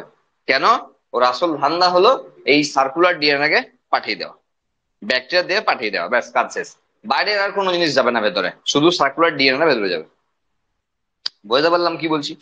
তাহলে লাল রঙের অংশটা ওই জন্যই আঁকলাম ইচ্ছা করে, যাতে বুঝতে সুবিধা হয় যে বাইরের যে কলার রিজিয়ন সেটা স্প্রিং এর মতো, তার মানে তার তার ক্ষেত্রে হাইড্রোলিকের মতো আর কি, তার বাড়া কমার একটা নেচার আছে, কিন্তু ভিতরের যেটা এক্স্যাক্টলি কলার সেটা কিন্তু বাড়া কমা হয় না, সেটা ফিক্সড। তার মানেই হলো যে বাইরের অংশটা যদি ছোট হয়ে যায়, লালটা তাহলে বেরিয়ে গেল হিসাব মতো, আর লালটা বেরিয়ে যাওয়া মানেই ভিতরে ঢুকে যাবে, আর তার মানে বিপদ ব্যাকটেরিয়ার। ঠিক আছে, কারণ ব্যাকটেরিয়াকে মারতে এসছে। ওকে, হলো। আর আর দেখো বেসাল প্লেট, বেসাল প্লেট হলো সেই জায়গা যেখানে ল্যান্ডিং স্পেস খুঁজবে, ল্যান্ডিং স্পেস খুঁজবে। কারণ এই ব্যাকটেরিওফাজটা কিন্তু আগেও অনেক জায়গায় ঘুরে এসছে, এমন নয় যে সোজা এসে ব্যাকটেরিয়া দিয়ে বসে গেছে। ব্যাকটেরিওফাজের না মানে দুটো সিরিজ আছে, একটা টি সিরিজ, একটা ল্যামডা সিরিজ, মানে ল্যামডা ফাজ ভাইরাস আর টি সিরিজ ভাইরাস। আগের দিন বলেছি আমরা, টি সিরিজের ক্ষেত্রে টি অড আর টি ইভেন আছে। অড ইভেন নাম্বারে বুঝতে পারছো, তার মানে এক, টি টি ওয়ান, টি 2, টি 3, টি 4, টি 5, টি 6, এরকম করে এটা টি সিরিজ বলা হয়। এটা ওই গানের কোম্পানি নয়, টি সিরিজ। এখানে অড নাম্বার গুলো 1, 3, 5 এগুলো অড, ঠিক আছে, আর ইভেন গুলো 2, 4 এগুলো ইভেন, এরকম করা হয়। তো বিষয়টা হলো যে এখানে ম্যাক্সিমাম ক্ষেত্রে দেখা যায় যে যারা ল্যামডা ফাজ তারা অ্যাভিরুলেন্ট, যারা লাইসোজেনিক সাইকেল চালায়, মানে অ্যাভিরুলেন্ট মানে হলো সংক্রমণাত্মক নয়, আক্রমণাত্মক নয়, মানে ব্যাকটেরিয়াকে মারে না। আর টি সিরিজে যারা রয়েছে তারা ম্যাক্সিমাম ক্ষেত্রে ভিরুলেন্ট, মানে আক্রমণাত্মক, মানে ঢুকলে মারবো এই ধান্দা, ব্যাকটেরিয়াকে ফাটিয়ে ফুটিয়ে বেরিয়ে চলে যাবো, ব্যাকটেরিয়া ধ্বংস করে দেবো। যারা ম্যাক্সিমাম চালায় লাইটিক সাইকেল। এই জিনিসটা আমরা দুদিন আগেও বলেছিলাম যখন ব্যাকটেরিয়া রিপ্রোডাকশন পড়িয়েছিলাম, মনে পড়ে ফেডারিক গ্রিপ্তের পরীক্ষায় আমরা ভিরুলেন্ট আর অ্যাভিরুলেন্টের কথা বলেছিলাম, 2R আর 3S। সেই ইঁদুরকে মারার পরীক্ষা, ইঁদুর মরবে ব্যাকটেরিয়া বাঁচবে, ব্যাকটেরিয়া মরবে ইঁদুর বাঁচবে, সেই সেই পরীক্ষাটা দেখানো হয়েছিল, ভিরুলেন্ট আর অ্যাভিরুলেন্টের কথাগুলো বলা হয়েছিল। যাই হোক, অত ঝামেলারও দরকার নেই, সোজা হলো গল্পের মতো শোনো, হ্যাঁ, বাকিটা তো ইনফরমেটিভ ইনফরমেশন, যেটা সেটা বই থেকেই পেয়ে যাবে। সেটা হলো কোনো একটা জায়গা ধরো বসলো, ঠিক আছে, তাহলে বসলো। এইবার এই যে টেলটা, সে টেলটা দেখি দেখি বুঝতে পারছো ভাঁজ হতে পারে। তাহলে টেলটা এরকম প্রথম বসলো, টেলটাকে ভাঁজ করলো, দিয়ে বেসাল প্লেটটাকে একদম ওই যে সারফেসে বসেছে, মানে যার দেহে বসেছে, ভালো করে শুনবে, যার দেহে বসেছে তার গায়ে নিয়ে এলো, যে দেখলো টেস্ট করে এটা আমার জন্য কিনা, দেখলো না আমার নয়, পালিয়ে গেলো। আবার অন্য জায়গায় গিয়ে বসবে, আবার এরকম করে দেখবে, মানে এটা ভাঁজ করলেই বেসাল প্লেটটা কাছে আসবে, মানে হোস্ট সারফেসে আসবে, দিয়ে চেক করে নেবে এটা আমার জন্য কিনা। এই করতে করতে ওটা ব্যাকটেরিয়ার দেহে পৌঁছাবে। বোঝা গেল?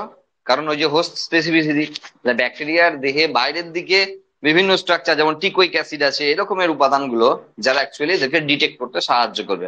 তার মানে গরু, ছাগল, ভেড়া, মানুষ, আম গাছ, জাম গাছ এসব অনেক ঘুরে এসছে, দিয়ে ব্যাকটেরিয়া ব্যাকটেরিয়া দেহে এসে এরা অ্যাকচুয়ালি তার ল্যান্ডিং স্পেস পেয়েছে। আর সেটা করতে সাহায্য করছে এই যেটা টেল বলছি, টেল এবং বেসাল প্লেট। এই তো হয়ে গেল।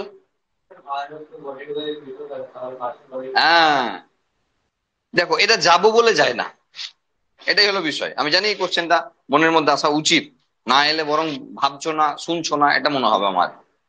যে এই যে বললেন যে আম গাছে এলো, যে দেখলো না এটা আমার নয়, দিয়ে জাম গাছে গেল, জাম গাছে দেখলো নয়, দিয়ে গরুর গায়ে গেল, মানে ও যাবো বলে যায়নি, গেছে, উড়ে গেছে, জলে গেছে, যেখানে গেছে গেছে, এইভাবে। মানে এমন নয় যাবো বলে গেছে, কারণ ও তো দেহের বাইরে মৃত, তো যাবে কি করে? সেই ইচ্ছাটা প্রকাশ করবে কি করে যে আমি গিয়ে দেখবো সব জায়গায় টেস্ট করে করে? হ্যাঁ, যে কোনো সার্ফেসে পড়লে সে এই ঘটনাটি ঘটাতে পারে, এটা বলতে পারো। তার কারণ তার জীবিত মৃতর অনেক বৈশিষ্ট্য আমরা দেখছিলাম। তাহলে এ যাবো বলে যেতে পারে না যে আমি গিয়েই ওখানে যাব। প্রত্যেকটা ভাইরাসের দেয়। করোনা ভাইরাস যখন হয়েছিল, একটু ভেবে দেখো ভালো করে, যখন করোনা চললো 2-3 বছর ধরে, তখন বারবারই বলা হচ্ছিল যে চোখে, নাকে, মুখে হাত নয়। কারণ তুমি যদি করোনাকে নিতে চাও, তাহলে তুমি তার জন্য ম্যাক্সিমাম ক্ষেত্রে দায়ী। কেন? কারণ তুমি যদি হাত স্যানিটাইজ না করে তুমি যদি চোখে, নাকে, মুখে হাত দিয়েছো, তার মানে যেচে ঢুকিয়েছো। কারণ ও বাইরে দিয়ে ঢুকতে পারবে না, স্কিন দিয়ে ঢুকার ক্ষমতা নাই ওর। ওকে পেতে হবে কোনো এপিথেলিয়াল টিস্যু, আর যা চোখ, নাক, মুখ, এই তিনটে অংশে মোটামুটি রয়েছে। তাহলে আমি যদি আঙুলটা এখনই মুখের মধ্যে ভরে দিই, অনেকে নখ কাটা অবস্থায় অভ্যাস আছে, আমার হাতে করোনা আছে, আমি কোনো জায়গা থেকে নিয়ে এসেছি, ধরো একটা হ্যান্ডেলে, কোনো দরজার হ্যান্ডেলে করোনার রুগী হ্যান্ডেলটা ধরে টেনেছিল, আমিও সেই হ্যান্ডেলটা ধরে টেনেছি, এ চলে এসছে আমার হাতে এখন আছে। এ বাবাজি যতক্ষণ এখানে আছে ওর কোনো ক্ষমতা নেই, ও কিছু করতে পারবে না। কিন্তু ওকে যতক্ষণ না আমি মুখে নিলাম, ততক্ষণ ও এবার মুখে গেলেও সার্ফেস পেয়ে গেল, ভেতর দিকে epithelial tissue, directly soft epithelial tissue, landing space পেয়ে গেল। তখন আমি যেচে মানে সেই কুমির আনলাম আর কি, খাল কেটে। হ্যাঁ, এবার বলবে স্যার শুধু কি এটাই? না, আরেকটা বিষয় ছিল যেটা নিয়ে প্রচুর দ্বিমত ছিল যে হবে, হচ্ছে কি হচ্ছে না, সেটা হলো ইনহেলের মাধ্যমে। মানে কারোরই করোনা হয়েছে, সে হাঁচলো, কাশলো, দিয়ে তারপরে সেই মানে যে ড্রপলেটস আছে, ইয়ার ড্রপলেটস আছে, সেটা সেটা ইনহেল করলে হচ্ছে কিনা এ নিয়ে অনেক দ্বিমত ছিল, যে হচ্ছে কি হচ্ছে না। তো আমি সেই জিনিসটাকে যদি বাদই দিই, তাহলে ডাইরেক্টলি চোখে, নাকে, মুখে হাত না দিলে আমার কোনো কখনোই করোনা হতে পারে না। বোঝা গেল? কারণ বাইরে যতই ঘোরাঘুরি করি তবুও হবে না। তাহলে এই বিষয়ে বারবার সচেতন করা হচ্ছিল, সেই জন্য মাঝে মাঝেই স্যানিটাইজার নিয়ে হাতকে স্যানিটাইজ করার কথা বলা হচ্ছিল, তাই না? তার মানে ওটাই, যে আমি যেচে নিয়ে এসেছি হ্যান্ডেল থেকে, ও আসে নাই কিন্তু, ও ওখানেই ছিল, মরে পড়েছিল, মানে ও তো মৃতই বাইরে। তাহলে আমি নিয়ে এসেছি, আমার হাতে আছে, এখনো মৃত। এবার ভেতরে আমি দিলাম ডাইরেক্ট, তো এবার তো ভেতরে গিয়ে তো জীবিতই হবে, মানে লিভিং প্রপার্টি দেখাবে। ব্যাস, ওভারঅল এই, মানে একে নিয়ে আর বিস্তারিত বেশি কিছু আলোচনা করার নাই। এই হলো এর মোটামুটি বিষয়। এবার যদি আমাদের ফিগার বেস্টে ইম্পর্টেন্ট থাকবে, হ্যাঁ, ফিগার বেস্টে সমস্ত জিনিস ইম্পর্টেন্ট থাকবে। সুতরাং কোন কোন জায়গাগুলো ফিগার বেস্টে ইম্পর্টেন্ট থাকবে আমরা পাঠাবো, ঠিক আছে, একদম নোট ফরম্যাটে পাঠাবো, সেগুলো তোমরা ভালো করে করবে, হ্যাঁ।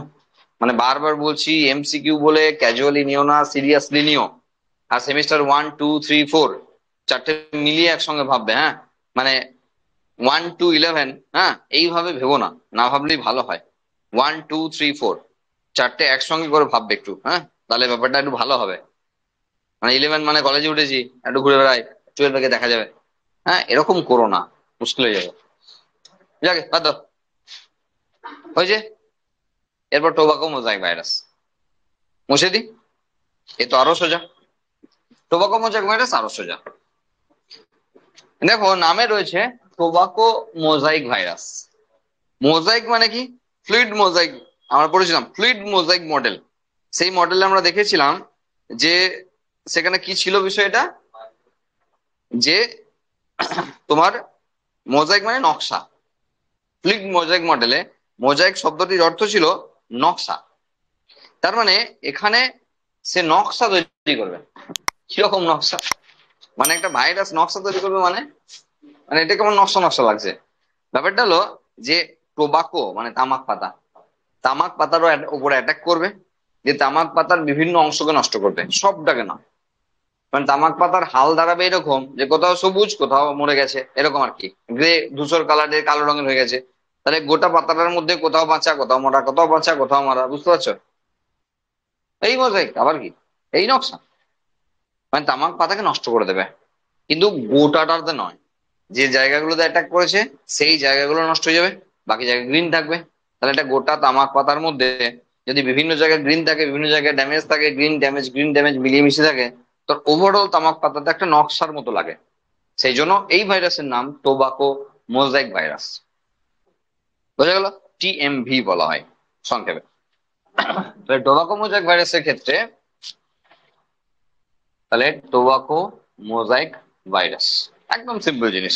একটা একটা সিঙ্গেল স্ট্র্যান্ডেড পজিটিভ আরএনএ রয়েছে, একটাই। আমরা ইনফ্লুয়েঞ্জাতে যেটা 8টা দেখছিলাম, সেখানে এখানে একটাই রয়েছে। আর সেটা ধরো এরকম, সাপোজ এটা আরএনএটা, এটা আরএনএ মানে তার 5 প্রাইম 3 প্রাইম এসব কেস থাকে।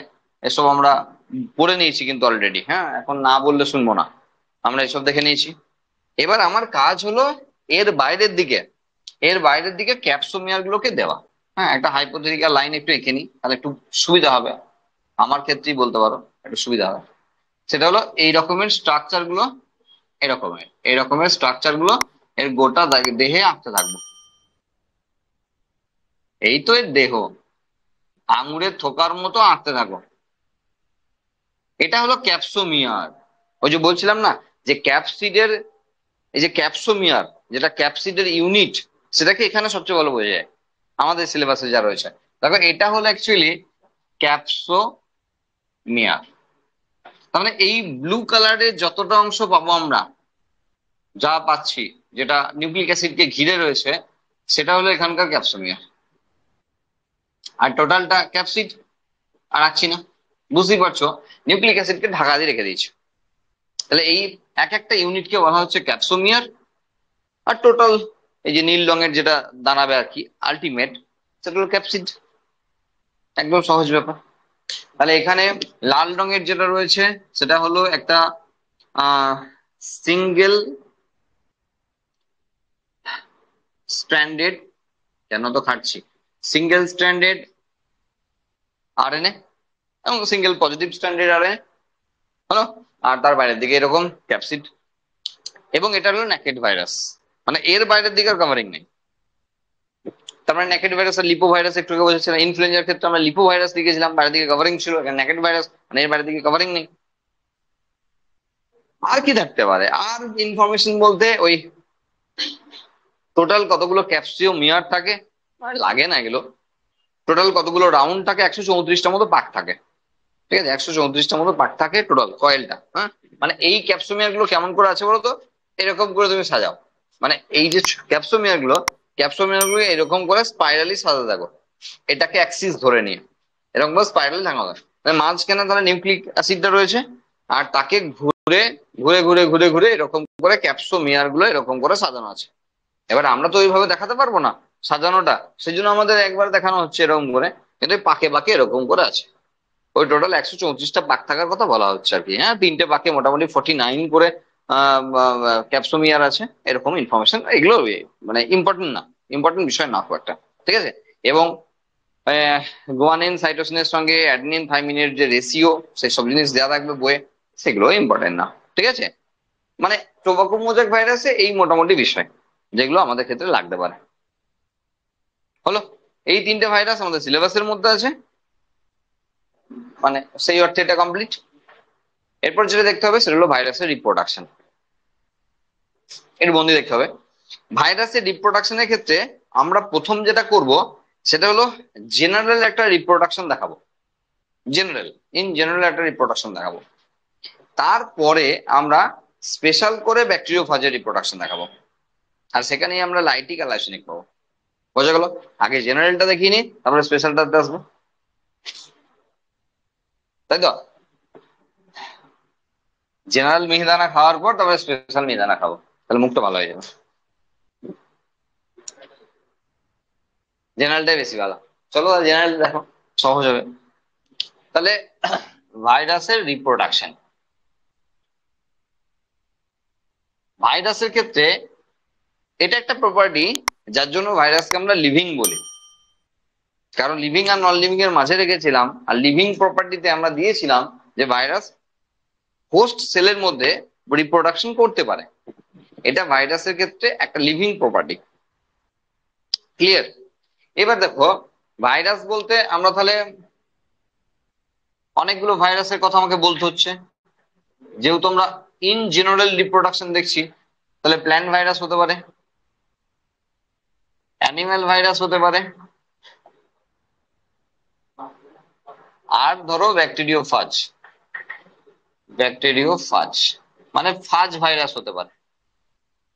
এটা ব্যাকটেরিওফাজ না লিখে ফাজও লিখতে পারি, কারণ অনেক রকমের ফাজ আছে, দেখা যেতে পারে ব্যাকটেরিওফাজ খুব কমন বলে ব্যাকটেরিওফাজকে লিখলাম। তাহলে কিভাবে ঢুকবে, এটা প্রথম প্রসিডিওর। তারপরে রিপ্রোডাকশন কিভাবে করবে সেটা পরের কথা। দেখো, প্ল্যান্ট এর বাইরের দিকে, প্ল্যান্ট সেলের বাইরের দিকে সেল ওয়াল আছে, মানে প্ল্যান্টের দেহে ঢোকাটা অত সহজ নয় যতটা সোজা অ্যানিমেলের দেহে ঢোকা।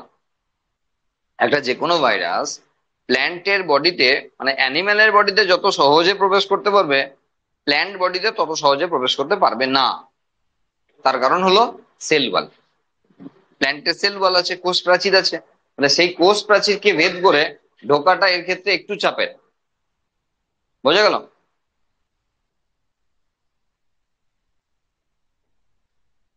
একটু চাপের। তার মানে তাহলে ঢুকবে কি করে? আমাদের দ্বারা। কিভাবে?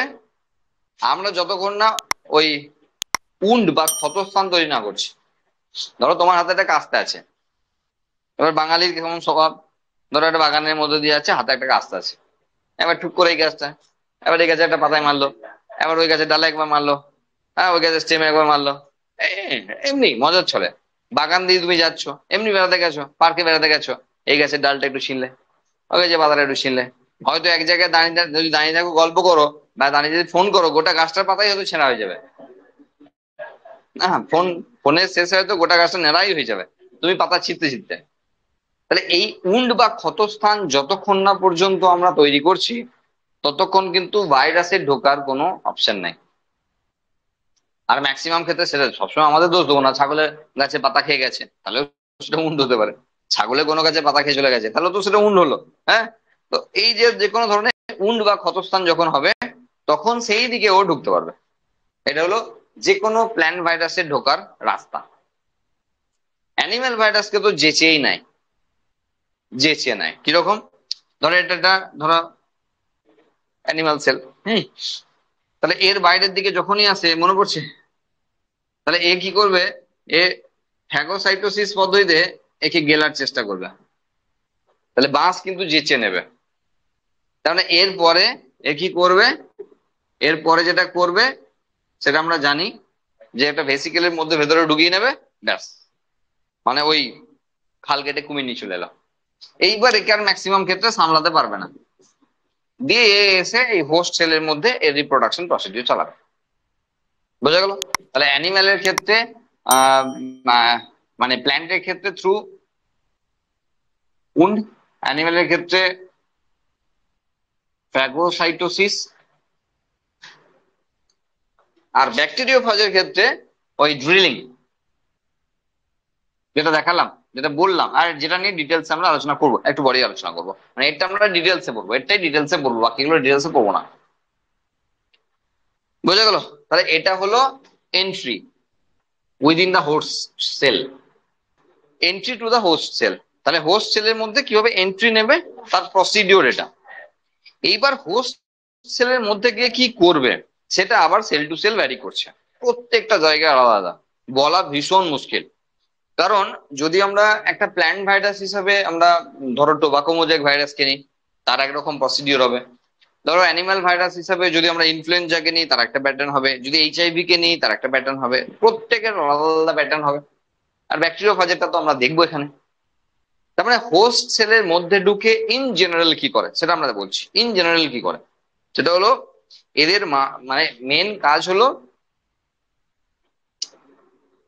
বলি, হালকা করে বলি তাহলে বুঝতে পারবে। এদের মেন কাজ হলো, তিনটের ক্ষেত্রে মেন কাজ হলো, হোস্ট সেলের মধ্যে ঢোকার পর এরা যেটা করবে সেটা হলো আর্লি প্রোটিন সিনথেসিস।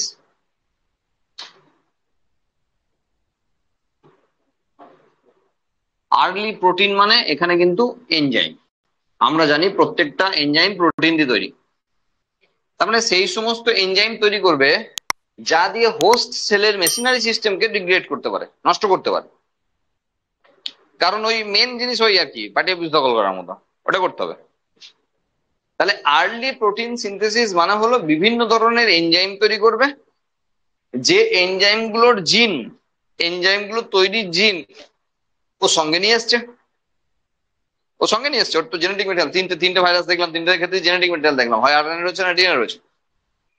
তাহলে যে জেনেটিক মেটেরিয়াল নিয়ে আসছে সেই জেনেটিক মেটেরিয়ালের সঙ্গে কিন্তু এই এনজাইম গুলো তৈরির ওর জিন আছে। তাহলে প্রথম হোস্ট সেলের মধ্যে ঢুকে ওরা এনজাইম গুলো তৈরি করবে। সেই এনজাইম গুলো দিয়ে কি করবে, যে হোস্ট সেলের যে সমস্ত সিস্টেম ওদেরকে ব্রেক করতে পারে সেগুলোকে নষ্ট করার চেষ্টা করবে। কারণ এখানে যুদ্ধের মতো করে ভাবতে হবে তোমাকে। একজন ঢুকে গেল আর হোস্ট সেল চুপচাপ বসে বসে দেখবে, এমন তো নয় একদম। তাহলে হোস্ট সেলেরও কিছু মেকানিজম আছে ঠিসুম ঠিসুম করা, তা সেই মেকানিজমের থ্রু দিয়ে যুদ্ধটা চলবে। আমরা এখন একতরফা ভাইরাসেরটাকেই দেখাবো জিতে, মানে জিতিয়ে দেবো, কারণ আমরা তো একে পড়ছি, নাহলে বুঝতে পারবো না। মানে একে ঢুকলো আর মরে গেল, তাহলে আমার তো গল্পই শেষ হয়ে গেল এখানে, তাহলে আমি তো নেক্সট প্রসিডিওরটা দেখতে পাবো না। সেই জন্য আমরা এখন ভাইরাসকে জিতিয়ে দিচ্ছি, ঠিক আছে। তাহলে এনজাইম গুলো তৈরির মাধ্যমে কি হবে, যে ভাইরাসকে মারতে পারতো এমন মেশিনারি সিস্টেমকে ড্যামেজ করবে। ওকে, তার মানে গোটা সেলের দখল আস্তে আস্তে নিজের কাছে নিয়ে নেবে। কারণ যেগুলো ক্ষতি করবে সেগুলোকে নষ্ট করবে, যেগুলো কাজের সেগুলোকে একটা নষ্ট করবে না। খুব চালাক, সেগুলো সব রেখে দিয়েছি, জানা সেগুলোই আমার কাজে লাগবে, ঠিক আছে। তার মানে এরপর কি করতে পারে, সেটা হলো late protein synthesis. Late protein synthesis, তার মধ্যে এটাও হতে পারে অবশ্যই, সেটা হলো রেপ্লিকেশন। রেপ্লিকেশন করবে, তার সঙ্গে সঙ্গে করবে late protein synthesis. Late protein synthesis কিরকম, দেখো রেপ্লিকেশন মানে হলো এখানে ডিএনএ অর আরএনএ, কারণ কপি তো বানাতে হবে না। ধরো একজন ঢুকেছে, এবার বেরোনোর সময় ধরো 100 জন বেরোবে, 500 জন বেরোবে, 5000 বেরোবে, তাহলে 5000 কপি বানবে, মানে 5000 কপি তৈরি হবে। তাহলে এই 5000 কপি ডিএনএ বা আরএনএ তৈরি হবে কোথা থেকে, হোস্ট সেলের যে নিউক্লিওটাইড আছে, হোস্ট সেলের যে ডিএনএ ছিল সেই ডিএনএ কে ভাঙবে।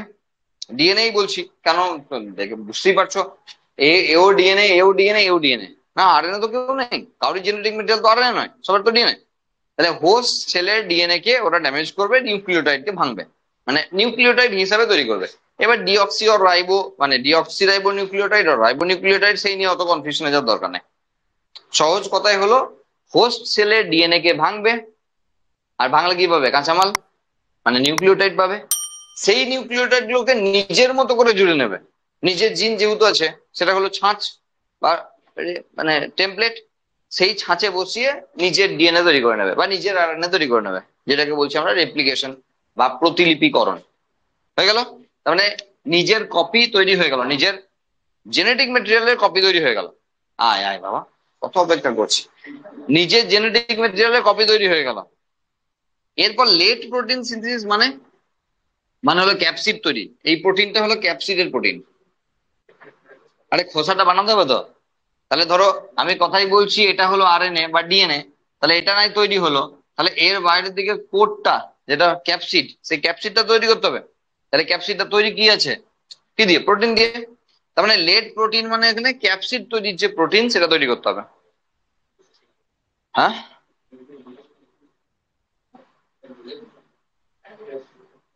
এবার কি হবে, এবার সব নিয়ে অ্যাসেম্বল করতে হবে। যেমন কম্পিউটার বানানো হয় তেমন অ্যাসেম্বল, এটা তো অবভিয়াসলি হবে, কারণ ব্যাকটেরিয়া ফাজের যখন আমরা দেখিয়েছি, ব্যাকটেরিয়ার যখন রিপ্রোডাকশন দেখিয়েছি, তখন তোমাকে দেখাতেই হয়েছে। কারণ ওখানে যখন ট্রান্সডাকশন ছিল, ট্রান্সডাকশন প্রসিডিওরই তো এখানে ভাইরাসের ক্ষেত্রে রিপ্রোডাকশন প্রসিডিওর, সেজন্য তুমি ম্যাচ করবেই। হ্যাঁ, এখানে আমরা আরো একটু ডিটেলসে দেখানোর চেষ্টা করব। তাহলে ক্যাপসিড তৈরি করলো, তাহলে জেনেটিক মেটেরিয়াল নিল, ক্যাপসিড নিল, আরো যা যা নেওয়ার নিল, দিয়ে এরা কি করলো, অ্যাসেম্বল করে নিল। অ্যাসেম্বল করে নিল মানে কম্পিউটার যেমন হয়, ডেস্কটপ যেমন তৈরি হয় না, বিভিন্ন কোম্পানির বিভিন্ন জিনিস নিয়ে, কারোর ধরো র্যাম ভালো, কারোর সিপিইউ ভালো, কারোর মনিটর ভালো, এটা ভালো ওটা ভালো, বিভিন্ন কোম্পানির মালগুলোকে এক জায়গায় কালেক্ট করলো, দিয়ে অ্যাসেম্বল বলে, দিয়ে ডেস্কটপটা বানালো। একটু হয়তো বেশি খরচা হলো, কিন্তু লংজিভিটি অনেক বাড়লো। সেই জায়গায় যদি শুধু এইচপির আমি ডেস্কটপ নিতাম, হয়তো দেখা গেল মানে সবটাই এইচপির। এবার দেখা গেল এইচপি কোম্পানি সব জিনিসটা ভালো বানাতে পারে না, কোথাও অন্য কোম্পানি কোনো জিনিসটা ভালো বানায় অ্যাসেম্বলের। যাই হোক, মেন ব্যাপার হলো যা যা তৈরি করলো, একটা ভাইরাসের যা যা থাকবে সবকিছু জুড়ে একটা ভাইরাস তৈরি করলো, একটা না গাদা গাদা ভাইরাস তৈরি করলো। এবার কি করবে, নেক্সট পয়েন্ট কি হতে পারে, কি আবার হবে, এক্সিট, বেরিয়ে যাবে। তাহলে হোস্ট সেল থেকে বেরিয়ে যাবে, এক্সিট ফ্রম হোস্ট সেল। এবার বেরোবে কিভাবে, দেখো বেরোবে আবার ধরনটা আবার একই রকম হবে। কারণ প্ল্যান্ট ভাইরাসের ক্ষেত্রে সেল ওয়াল আছে, ঢুকে নাই গিয়েছিল কোনো রকমের উন্ডের থ্রু দিয়ে, তাহলে আবার যখন কোনো উন্ড হবে, কেউ একজন ঢুকেছে, তার ঘাড়ে বেরোতে পারে, তার ঘাড়ে চেপে বেরোতে পারে। ধরো একটা ক্ষতস্থান তৈরি হয়েছে, সেই ক্ষতস্থানের মধ্যে ধরো কোন একটা প্রোটোজোয়া ঢুকেছে, কোন একটা ফাঙ্গাই ঢুকেছে, কেউ একজন ঢুকেছে, তাহলে বেরোনোর সময় হতে পারে সে যখন ছড়াচ্ছে তার ঘাড়ে বসে চেপে বাইরে পালিয়ে এলো, সে ছড়ালো, সঙ্গে ভাইরাস ছড়িয়ে গেল। বোঝা গেল?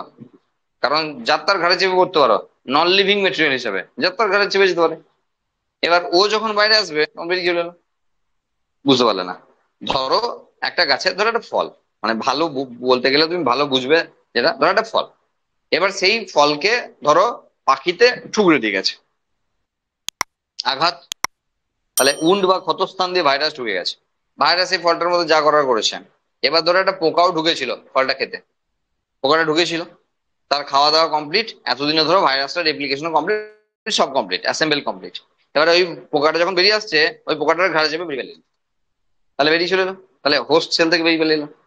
বোঝা গেল? একটা ধরন বোঝালাম তোমাকে, যে প্ল্যান্ট ভাইরাসের ক্ষেত্রে যেহেতু এইভাবে বেরোতে পারবে না, সেই জন্য বেরোনোর প্রসিডিওর এরকমই হবে, কাউরির না কাউরির উপরে সঙ্গে নিয়ে বেরিয়ে চলে আসবে। Next, animal virus. যদি প্রসিডিওর হয় ঢোকার ক্ষেত্রে এন্ডোসাইটোসিস, বুঝতেই পারছি বেরোনোর ক্ষেত্রে এক্সোসাইটোসিস। মানে যেমন করে ঢুকিয়েছিল, এবার হজম করতে না পেরে ঠিক তেমন করেই বার করবে, কিন্তু এতদিন অনেক অনেক রেপ্লিকেশন হয়ে গেছে, অনেক অনেক কপি তৈরি হয়ে গেছে। তার মানে যেমন করে ঢুকিয়েছিল, এবার ধরো ভেসিকেলের মধ্যে প্যাক করেছে, বলেছে আর রাখতে পারবো না বাবা, বাইরে যা, যে ওকে এখানে নিয়ে এসছে, নিয়ে এসছে, ব্যাস এখানে মেমব্রেনটা ফিউজ করে দিল। তাহলে এই মেমব্রেনটা বুঝে নাও, এদিকে টান মারলো, এই মেমব্রেনটা টান মারলো, এখানে যে সমস্ত ভাইরাস গুলো রেডি হয়ে গেছিল সেই ভাইরাস গুলোকে ছুঁড়ে ফেললো বাইরে। ছুঁড়বি কোথায়, ততদিনে যা হওয়ার হয়ে গেছে। হ্যাঁ, সেলটা ড্যামেজ নাও হতে পারে, যদি সেলটাই এভাবে বার করতে পারে। তাহলে ঢোকাটা ছিল এন্ডোসাইটোসিস, বেরোনোটা হলো এক্সোসাইটোসিস। তাহলে যদি প্ল্যান্টের ক্ষেত্রে হয় তাহলে আলাদা ব্যাপার, অ্যানিমেলের ক্ষেত্রে হলে আলাদা ব্যাপার। ব্যাকটেরিওফাজ, ব্যাকটেরিওফাজ একটু পরেই বলবো, সেটা লাইটিক সাইকেল হতে পারে, লাইসোমিক সাইকেল হতে পারে, সেজন্য আমরা এখনই বলতে পারছি না যে ফেটে বেরিয়ে যাবে না যাবে না। সেই জন্য ওই জায়গাটা আপাতত আমরা একটু হাইডি রাখলাম, যে ব্যাকটেরিওফাজের ক্ষেত্রে কি হবে এক্ষুনি দেখাবো। বোঝা গেল?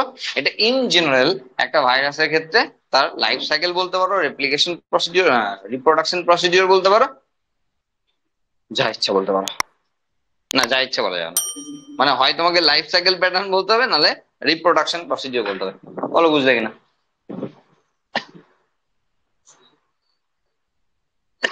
আগের দিন মনে হয় একবার বলেছিলাম যে যদি আমাকে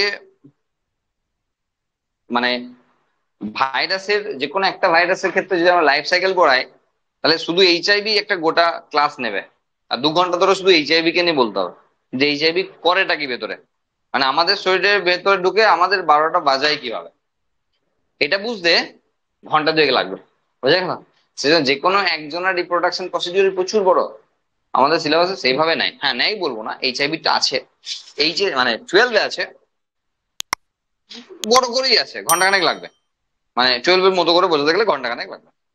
ঠিক আছে, 11-এ নাই আমাদের, বুঝবো, দিয়ে আমরা অ্যাকচুয়ালি ভাইরাসের স্পেশাল রিপ্রোডাকশন প্রসিডিওর দেখবো। আর স্পেশাল মানে হলো ব্যাকটেরিওফাজের দেহে, কারণ এটাই আমাদের সিলেবাস আছে। এমন ভেবো না যদি ভাইরাস শুধু ব্যাকটেরিওফাজের দেহেই, মানে যেহেতু লাইটিক সাইকেল আর লাইসোনিক সাইকেল পরীক্ষার জন্য খুবই ইম্পর্টেন্ট, সেই জন্য কখনো এটা ভেবে নিও না যে ভাইরাস শুধুমাত্র ওই দুটোই করতে পারে, আর কিছু পারে না। অনেকের মাথায় ভুলভাল জিনিস ঢুকে যেতে পারে।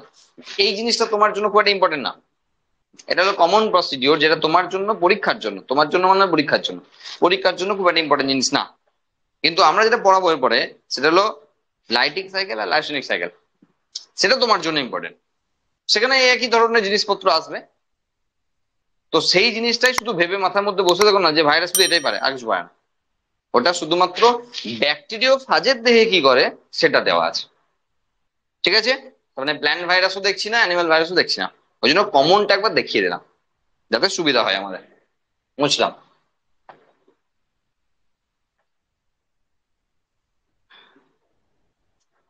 দেখবে, হ্যাঁ, একবারে একই সঙ্গে লাইটিক আর লাইসেনিক দেখাবো। হ্যাঁ, সেই জন্য একটু মন দিয়ে দেখবে, খুব একটা জটিলতা হবে না আশা করছি। এবং সবচেয়ে বড় বিষয় হলো আমরা অলরেডি আগে খানিকটা অর্ধেক দেখিয়ে রেখেছি ট্রান্সডাকশনে। ব্যাকটেরিয়ার যখন রিপ্রোডাকশন করেছি ট্রান্সডাকশনে দেখিয়ে রেখেছি হাফটা, আর হাফটা মানে একটু এক্সট্রা ইনফরমেশন অ্যাড করে করে বাকিটা দেখাবো। প্রথম প্রথম ধরো entry to the host cell. Host cell মানে অবভিয়াসলি ব্যাকটেরিয়া, কারণ ব্যাকটেরিয়া ফার্স্ট, তো ব্যাকটেরিয়া কি অ্যাটাক করে, তাহলে হোস্ট সেল মানে হলো ব্যাকটেরিয়া।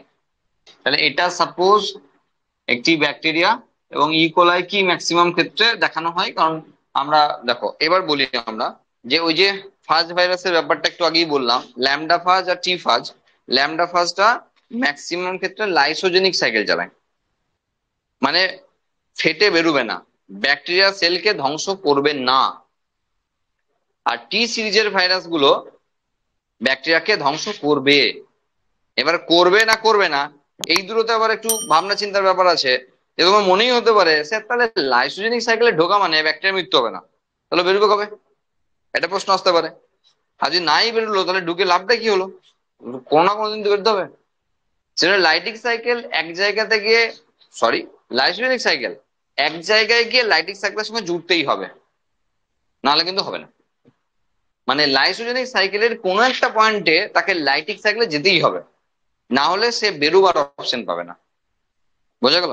কারণ ফেটে বেরিয়ে যাওয়া মানে ব্যাকটেরিয়াটার মৃত্যু, আর ব্যাকটেরিয়াটা যতক্ষণ না মৃত্যু হচ্ছে ততক্ষণ ওই ভাইরাস গুলো ভেতর থেকে বেরোতে পারলো না। তার মানে আলটিমেট, আলটিমেট কি হলো, আলটিমেট তো ভাইরাস তো ফেঁসে গেল ভেতরে ঢুকে। বোঝা গেল কি বললাম? দেখো মানে একটু বোঝাই, হ্যাঁ, তারপরে বুঝতে হবে। কি হয় প্রথমে দেখো, প্রথমে ধরো এটা একটা ব্যাকটেরিয়া ফাজ, কোথায় লাইটিক কোথায় লাইসোনিক এত ঝামেলা নিয়ে দরকার নেই। হ্যাঁ, আগে কমন প্রসিডিওরটা বোঝায়, তাহলে বুঝতে পারবে আস্তে আস্তে। এটা হলো একটা ব্যাকটেরিয়া ফাজ, আর পাঁচটা জায়গায় ঘুরে ঘুরে এসে এখন ব্যাকটেরিয়া দেহে এসে পড়েছে, এবং এটাই এর সবচেয়ে ভালো ফেভারেট, মানে ফেভারেবল কন্ডিশন বা ফেভারিট জায়গা হিসেবে ও বিবেচনায় রেখেছে। এটাই আমার ঢোকার জায়গা, মানে পার্মানেন্টলি ও ল্যান্ডিং করেছে। এরপর এরপর ড্রিল করবে। তাহলে এন্ট্রি ক্ষেত্রেই আমরা ড্রিলিং রাখতে পারি। এবার ড্রিলিংটা হবে কি দিয়ে? Through lysozyme. লাইসোজাইম সম্পর্কে কতটা মনে আছে আমি জানি না, তবে বলেছিলাম দেখো লাইসোজাইম ন্যাক আর ন্যামের মাঝে যে গ্লাইকোসাইডিক বন্ড আছে তাকে ব্রেক করতে পারে। আমাদের মুখের মধ্যে লালারসের মধ্যে আছে লাইসোজাইম, যারা ব্যাকটেরিয়া সেল ওয়ালকে ড্যামেজ করতে পারে। আমরা বলেছিলাম যে খাবার যদি বেশিক্ষণ মুখে রাখি তাহলে একটা এক্সট্রা অ্যাডভান্টেজ পাবো, সেটা হলো জীবাণু মুক্ত হওয়ার সম্ভাবনা রয়েছে অনেকাংশে। খাবার কতটা হজম হবে পরের কথা, কিন্তু বেশিক্ষণ মুখে নিয়ে কোনো একটা খাবারকে যদি চেবাতে থাকি তাহলে বেশি পরিমাণে লালারস বেশিক্ষণ ধরে খাবারে থাকতে পারবে। আর লালারসের মধ্যে রয়েছে লাইসোজাইম, যারা ব্যাকটেরিয়া সেল ওয়ালকে ড্যামেজ করতে পারে। ব্যাকটেরিয়া সেল ওয়ালের যে পেপটাইডোগ্লাইকানের স্ট্রাকচার, সেই স্ট্রাকচারকে এরা ব্রেক করতে পারে। আর একটা ঘরের মানে মেম্বার, তার তার দেয়াল ফুটো মানে দেয়াল ফাটা মানে সে তো মৃত্যু। তাহলে ব্যাকটেরিয়া সেল ওয়ালের ড্যামেজ মানে ব্যাকটেরিয়া মৃত্যু।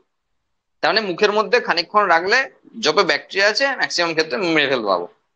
এবার যাদের ক্ষেত্রে নেওয়ার গেলা অভ্যাস আছে তাদের ক্ষেত্রে এই ফেসিলিটি পাচ্ছে না। চেবানোর আরো অনেক সুবিধা আছে, কম বেশি তোমরা জানো।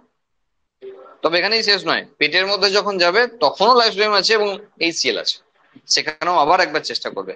এত কিছু চেষ্টা করে বলে আমরা ডেলি আক্রান্ত হই না, নাহলে প্রতিদিনই অসুস্থ হয়ে পড়তাম। এরকম শয়ে শয়ে ব্যাকটেরিয়া প্রতিদিন আমার দেহে ঢোকে, কিন্তু আমি আক্রান্ত হই না, কারণ আমার দেহেও প্রচুর ঢিসুম ঢিসুম প্যাটার্ন আছে, হ্যাঁ, রোগ প্রতিরোধ ক্ষমতা আছে। সেই জন্য আমরা প্রতিদিন আক্রান্ত হই না। হ্যাঁ, কখনো কখনো যুদ্ধ তো হারতেই হবে না, আর তখন ওরা যেতে আর আমরা হারি, আর আমরা একটু শুয়ে পড়ি। কিন্তু আমরা তো হারার পাত্র নয়, তখন ওষুধের দোকানে গিয়ে এমন দিই না থাপড়া, ঠিক আছে, তারপরে থাপড়া গুলো সহ্য করতে পারে না, যাকে বাদ দাও। লাইফস্টাইম থ্রু দিয়ে আর ডিল করবে, আর ডিল করার প্রসিডিউরটা একটু আগে বললাম, যে ওই যে কলারটাকে ওরা কন্ট্রাকশন করে নেবে, ফলে ওই লাল রঙের ছড়েছিল ইঞ্জেকশনের মতো প্যাক করে ঢুকে যাবে। না, প্যাক করে ঢুকবে না, অ্যাকচুয়ালি লাইসোজাইমকে ড্রিল করতে পারবে। ওই যে লাইসোজাইমটা এর মধ্যে রেখেছিলাম না, একটু মনে রাখবে, লাইসোজাইমটা এর মধ্যে রেখেছিলাম না, ওটা রাখার উদ্দেশ্যই এটা ছিল যে ঢুকতে সাহায্য করবো। সেটা আর কাউকে রাখেনি, শুধু লাইসোজাইমকে রেখে দিয়েছে। তার মানে এই দেওয়ালটা ফুটো করতে সাহায্য করবে। নলটা তো শুধু এই পর্যন্ত আসবে, ও তো ঠেলা মেরে ঢুকতে পারবে না। আমরা যতই বলি না কেন ইঞ্জেকশন, ও ঠেলা মেরে ঢুকতে পারবে না। ও এসে এই পর্যন্ত আসবে, আর ওইখান থেকে লাইসোজাইমটা বেরোবে, ফলে একটা সেল ওয়াল ড্যামেজ হয়ে যাবে, তার মানে ছিদ্র হয়ে গেল। যখনই ছিদ্র হবে, এর ভেতরে যে সার্কুলার ডিএনএ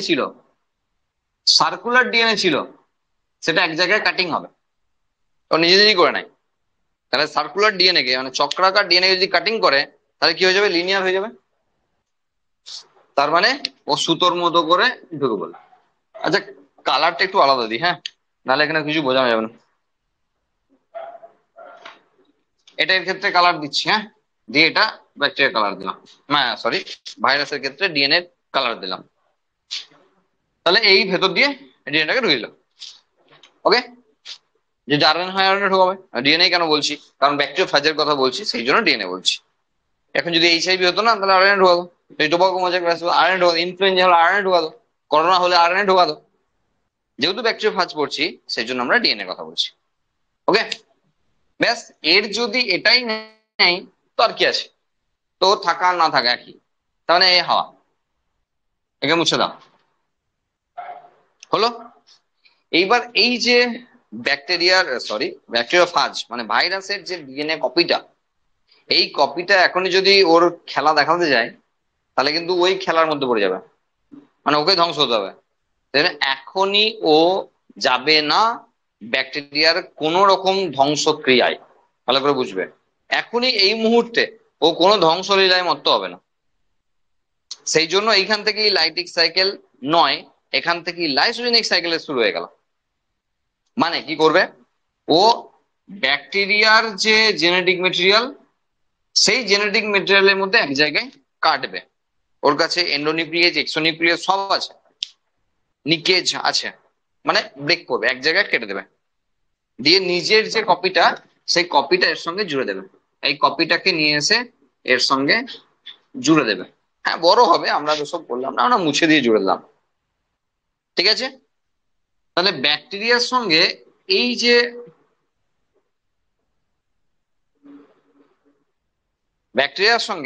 যে ফাজ ভাইরাসের যে জেনেটিক মেটেরিয়ালের বাইন্ড হয়ে গেল, একে বলা হয় প্রোফাজ।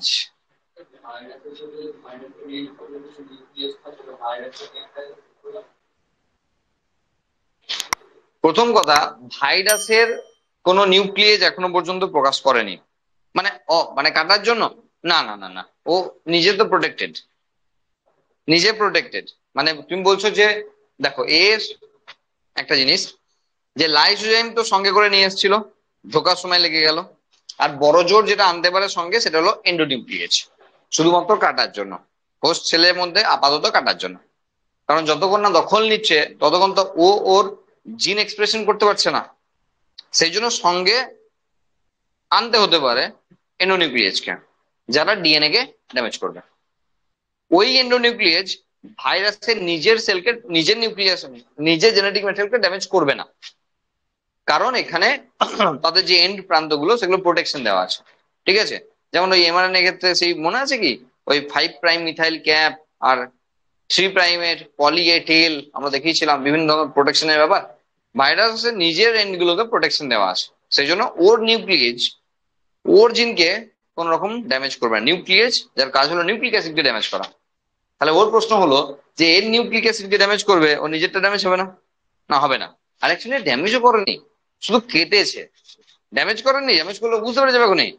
ড্যামেজ করলে ও এখন বুঝতে পেরে যাবে ওর ক্ষতি করতে এসছে, তখন ও আবার ওর উল্টে কাজ দেখাবে। হ্যাঁ, তো করছে না, শুধুমাত্র কেটেছে, ওর কপিটাকে জুড়ে দিয়েছে। উদ্দেশ্য উদ্দেশ্য ও জানে যে আমি এই সবেমাত্র ঢুকলাম, তাহলে আমার এই কপি থেকে এখন বানাতে গেলে খুব একটা বেশি কপি হবে না, আমি হয়তো মেরে ফেলবো। এ ভাবছে আমি হয়তো মেরে ফেলবো, গোটা সেলকে দখল নেবো, কারণ আলটিমেট যেখানে হবে শেষ সেখানে আমি নিজেই দখল নেবো সবাইকে। কিন্তু এখনই না, আগে ব্যাকটেরিয়াকে ব্যবহার করে খানিক কপি বানিয়ে নিই, ঠিক আছে? আর এই সাইকেলটা কি বলা হয়? Lysogenic cycle. লাইসোজেনিক সাইকেল, যেখানে ব্যাকটেরিয়ার মৃত্যু হবে না। মানে কি হবে? এই ব্যাকটেরিয়াটা ক্রমাগত রেপ্লিকেশন করতে থাকবে। রেপ্লিকেশন মানে হলো গোটা ব্যাকটেরিয়ার কপির কথা বলছি। মানে এরকম গাদা গাদা ব্যাকটেরিয়া তৈরি করতে থাকবে, এরকম গাদা গাদা ব্যাকটেরিয়া তৈরি করতে থাকবে। বোঝা গেল? তাহলে কি হবে? সব ক্ষেত্রেই দেখো, ব্যাকটেরিয়ার যে জিনোম রয়েছে তার সঙ্গে ভাইরাল জিনোমটা অ্যাটাচড। ভাইরাল জিনোমটা অ্যাটাচড। ফেসিলিটিটা বুঝতে পারছো? ফেসিলিটি হলো যে প্রচুর কপিও নিজের তৈরি করে ফেলছে, অথচ নিজের সিস্টেমকে ইউজ না করে লোকের সিস্টেমকে ইউজ করে ও নিজের কপি তৈরি করছে। বোঝা গেল? এইটা কিন্তু চলতে থাকবে। সেই জন্য লাইসোজেনিক সাইকেলে এর বেশি আর কিছু দেখানোর নেই, এটাই চলতে থাকবে। মেন ঘটনা যেগুলো দেখানোর আছে সবই লাইটিক সাইকেলে। এরকম কপি হতে হতে কখনো এ ঢুকবে লাইটিক সাইকেলে। লাইটিক সাইকেলে লাইটিক সাইকেলে কি হবে সেগুলো আমরা পরপর দেখাচ্ছি, ঠিক আছে? তার মানে ড্রিলিং, তারপর এন্ট্রি হওয়ার পর এখানে বলতে পারি আমরা যে লাইসোজেনিক সাইকেল চালাচ্ছে। এরপর এরপর এদের কাজ শুরু, লাইটিক সাইকেলে প্রবেশ করছে। মানে এখান থেকে 3 নম্বর পয়েন্ট থেকে আমরা লাইটিক সাইকেল চালাতে শুরু করলাম। যে কোনো একটা ভাইরাসকে ধরে নিয়ে আমরা দেখাবো যে এবার ওই ব্যাকটেরিয়া, সরি ওই ভাইরাস এবার বেরিয়ে আসতে চাইছে। আর বেরিয়ে আসতে চাওয়া মানেই লাইটিক সাইকেলে ঢোকা, ঠিক আছে? কিভাবে? দেখো, এই যখন ব্যাকটেরিয়াটা ছিল এর মধ্যে তো ওই জেনেটিক ম্যাটেরিয়ালটা ছিল। এবার যেমন করে ঢুকেছিল ওর ঠিক সেরকম করে কাটিং করে ও বেরিয়ে পালিয়ে আসবে। এরপর এখান থেকে ও তৈরি করতে শুরু করবে, সেটা হলো আর্লি প্রোটিন, যেটা আমরা আগে দেখাচ্ছিলাম সিনথেসিস। আর্লি প্রোটিনে কি কি তৈরি করবে? প্রথমেই নিউক্লিয়েজ। নিউক্লিয়েজ কি করবে? এই এ নিউক্লিয়াস তৈরি করছে, তার মানে এর যে নিউক্লিক অ্যাসিড সেটা পুরো ড্যামেজ করে ফেলতো, পুরোটা মুছে দিলাম। দিয়ে কি করলাম আমরা? এরকম করে আমরা জাস্ট দেখালাম এগুলো হলো নিউক্লিওটাইড, মানে ভাইরাসের নিউক্লিওটাইড। এটা করার অর্থ বুঝছো? যে আসল জিনিসটাই হারিয়ে গেল, ভাইরাস মানে ব্যাকটেরিয়া আর আসল জিনিসটাকেই হারিয়ে ফেললো। আর এটাই ছিল লিডার আর কি এই সেলের, তো তাকেই হারিয়ে ফেলেছে। মানে গোটা সেলটার ক্ষমতা আর ব্যাকটেরিয়া নিজের কাছে নাই, ভাইরাস পুরোটা দখল করে নিয়েছে। এবার আর্লি প্রোটিন সিনথেসিসে যেমন এন্ডোনিউক্লিয়েজ মানে নিউক্লিয়াস তৈরি করছে, তেমন অনেক কিছু তৈরি করতে পারে। যেমন ধরো প্রোটিয়েজ তৈরি করবে প্রোটিনকে ড্যামেজ করার জন্য, কারণ এর দেহে অনেক প্রোটিন আছে, তাহলে প্রোটিনকে ড্যামেজ করবে। এবং নিউক্লিয়েজ বলতে সেখানে ডিএনএ হতে পারে, যদি ডিএনএ কে ড্যামেজ করতে চায় তাহলে ডিএনএ হতে পারে, যদি আরএনএ কে ড্যামেজ করতে চায় তাহলে আরএনএ হতে পারে। নিউক্লিয়াস তো ডিএনএ কে ড্যামেজ করার জন্য হয়, আরএনএ কে ড্যামেজ করার জন্য হয়। তাহলে এই ব্যাকটেরিয়াটার মধ্যে ডিএনএও আছে আরএনএও আছে। সাপোজ সাইটোপ্লাজমের মধ্যে আরএনএ থাকবে, কারণ এমআরএনএ টিআরএনএ এগুলো যদি না থাকে তাহলে প্রোটিন সিনথেসিস করে কি করে? আরএনএ তো আছেই আছে। তাহলে ডিএনএ কে ডিএনএ কে ড্যামেজ করলো, যেটা এখানে দেখালাম। আরএনএ কে আরএনএ কে ড্যামেজ করে দিল, তাহলে সেগুলো হলো। প্রোটিনকে ড্যামেজ করার জন্য প্রোটিয়েজ, যারা প্রোটিনকে ড্যামেজ করলো, মানে ব্যাকটেরিয়া সেলের মধ্যে যত রকমের প্রোটিন ছিল তাদেরকে ড্যামেজ করে দিল, মানে অ্যামাইনো অ্যাসিডে কনভার্ট করে দিল। তার মানে এইগুলো আলটিমেট নিউক্লিওটাইড তৈরি করলো। প্রোটিয়েজ আলটিমেট অ্যামিনো অ্যাসিড তৈরি করলো। এই সমস্ত মালকে কাজে লাগাবে নিজের, এই যে র মেটেরিয়াল গুলো তৈরি হচ্ছে এই ভাইরাস নিজের কাজে লাগাবে। ক্লিয়ার? তাহলে আর্লি প্রোটিন সিনথেসিস শেষ। এবার কি করবে? এবার মেন কাজ হলো রেপ্লিকেশন। রেপ্লিকেশন এবং অবভিয়াসলি এক্ষেত্রে ডিএনএ রেপ্লিকেশন, যেহেতু হোস্ট সেলের যে যে অ্যাটাক করেছে তার তো জেনেটিক মেটেরিয়াল ডিএনএ, তাহলে ডিএনএ রেপ্লিকেশন করাবে। এবার এই ডিএনএ রেপ্লিকেশন করতে গিয়ে যে কাঁচামাল লাগবে সেটা হলো ব্যাকটেরিয়ার নিউক্লিওটাইড। তাহলে ব্যাকটেরিয়ার নিউক্লিওটাইড গুলোকে নিয়ে নিয়ে এরা প্রচুর কপি তৈরি করবে, ডিএনএ এর কপি বানাবে। ঠিক আছে? তাহলে হোস্ট সেলের মধ্যে আমরা এখানে মুছে দিলাম এগুলো, দেখো রংটাকে চেঞ্জ করে দিলাম, ছিল নীল রং, এখন আমরা সব এরকম ছোট ছোট করলাম, আরেকটু হ্যাঁ আর ছোট ছোট করলাম, এরকম ছোট ছোট করে প্রচুর আরএনএ সরি প্রচুর ডিএনএ তৈরি করলো, কিন্তু সেগুলো সব ব্যাকটেরিয়ার ডিএনএ, সরি ভাইরাসের ডিএনএ, প্রচুর ভাইরাসের ডিএনএ তৈরি করলো। এখনো পর্যন্ত লিনিয়ার দেখাচ্ছি, এটা পরে সার্কুলার হয়ে যাবে, হ্যাঁ, যেহেতু তার নিজস্ব প্যাকেজিং এর সময় সার্কুলার আছে, আলটিমেট সার্কুলার আছে না, সার্কুলার হয়ে যাবে। হয়ে গেল ডিএনএ রেপ্লিকেশন হয়ে গেল। এবার ডিএনএ রেপ্লিকেশন যখনই হয়ে গেল তখনই এরপর শুরু হবে late protein synthesis. Late protein synthesis সেখানে কি কি তৈরি করতে হবে? সেখানে প্রোটিনের খোসাটা তৈরি করতে হবে, তার মানে ক্যাপসিড, ক্যাপসিড বা ক্যাপসোমিয়ার যেটা, সেই ক্যাপসিড সিনথেসিসের ব্যাপার হচ্ছে, মানে ক্যাপসিড তৈরির যে প্রোটিন সেই প্রোটিন গুলো তৈরি করতে হবে। আর কি করতে হবে? আরো আছে, যেমন ধরো লাইসোজাইম দিতে হবে, তো লাইসোজাইম আবার পরের জন্য দিতে হবে, নাহলে পরের বার অ্যাটাক করতে পারবে না। দিতে হবে নিউক্লিয়েজ, নাহলে পরে এসে আর অ্যাটাক করে কাটতে পারবে না। বোঝা গেল? তাহলে এই সমস্ত জিনিসগুলোকে একে দিতে হবে। তাহলে সেই হিসাবে তুমি 3 নম্বর পয়েন্টে যদি এটা দাও তাহলে 4 নম্বর পয়েন্টে এটা দিতে হবে, তাহলে 5 নম্বর পয়েন্টে এটা দিতে হবে, এইভাবে হতো। তাহলে লেট প্রোটিন সিনথেসিসের বিষয়গুলি হলো যে এখানে বিভিন্ন ধরনের জিনিস প্রোটিন হিসাবে যেগুলো ব্যাকটেরিওফাজের কাছে ছিল, যেমন প্রোটিনের ক্যাপসিডটা ছিল, লাইসোজাইম নিজে একটা এনজাইম মানে প্রোটিন দিয়ে তৈরি, তাহলে সেটা, যে নিউক্লিয়েজ অ্যাক্টিভিটি প্রথমে এসে দেখিয়েছিল কাটার জন্য, তাহলে সেটাও দিতে হবে। এই সমস্ত জিনিসগুলো অ্যাকচুয়ালি লেট প্রোটিন সিনথেসিসে হয়। হয়ে গেল এগুলো। এরপর কি হবে? অ্যাসেম্বল। তাহলে এর পরের যে প্রসেস সেটা হলো অ্যাসেম্বলিং। অ্যাসেম্বল তার মানে এই পার্ট এই পার্ট তৈরি হচ্ছে আলাদা করে, ক্যাপসিড এই পার্টটা আলাদা করে তৈরি হয়েছে, এই পার্টটা আলাদা করে তৈরি হয়েছে, আবার এই পার্টটা আলাদা তৈরি হয়েছে, এই পার্টটা আলাদা, সব আলাদা তৈরি হয়েছে, আলাদা তৈরি হয়েছে, ঠ্যাংগুলো আলাদা করে তৈরি হয়েছে। আর ভিতরে নিউক্লিক অ্যাসিড সঙ্গে বিভিন্ন ধরনের এনজাইম যেগুলো সঙ্গে ছিল, এই ধরনের জিনিসগুলো এর ভিতরে তৈরি করে ফেলেছে। মানে এটা যদি ব্যাকটেরিয়া হয় তাহলে তার ভিতরে এই রকমের হাজার হাজার এই ধরনের জিনিস তৈরি হয়ে বসে আছে। এখন বুঝতে পারলে কেন ঢুকেই ও অ্যাটাক বলে দেয়নি?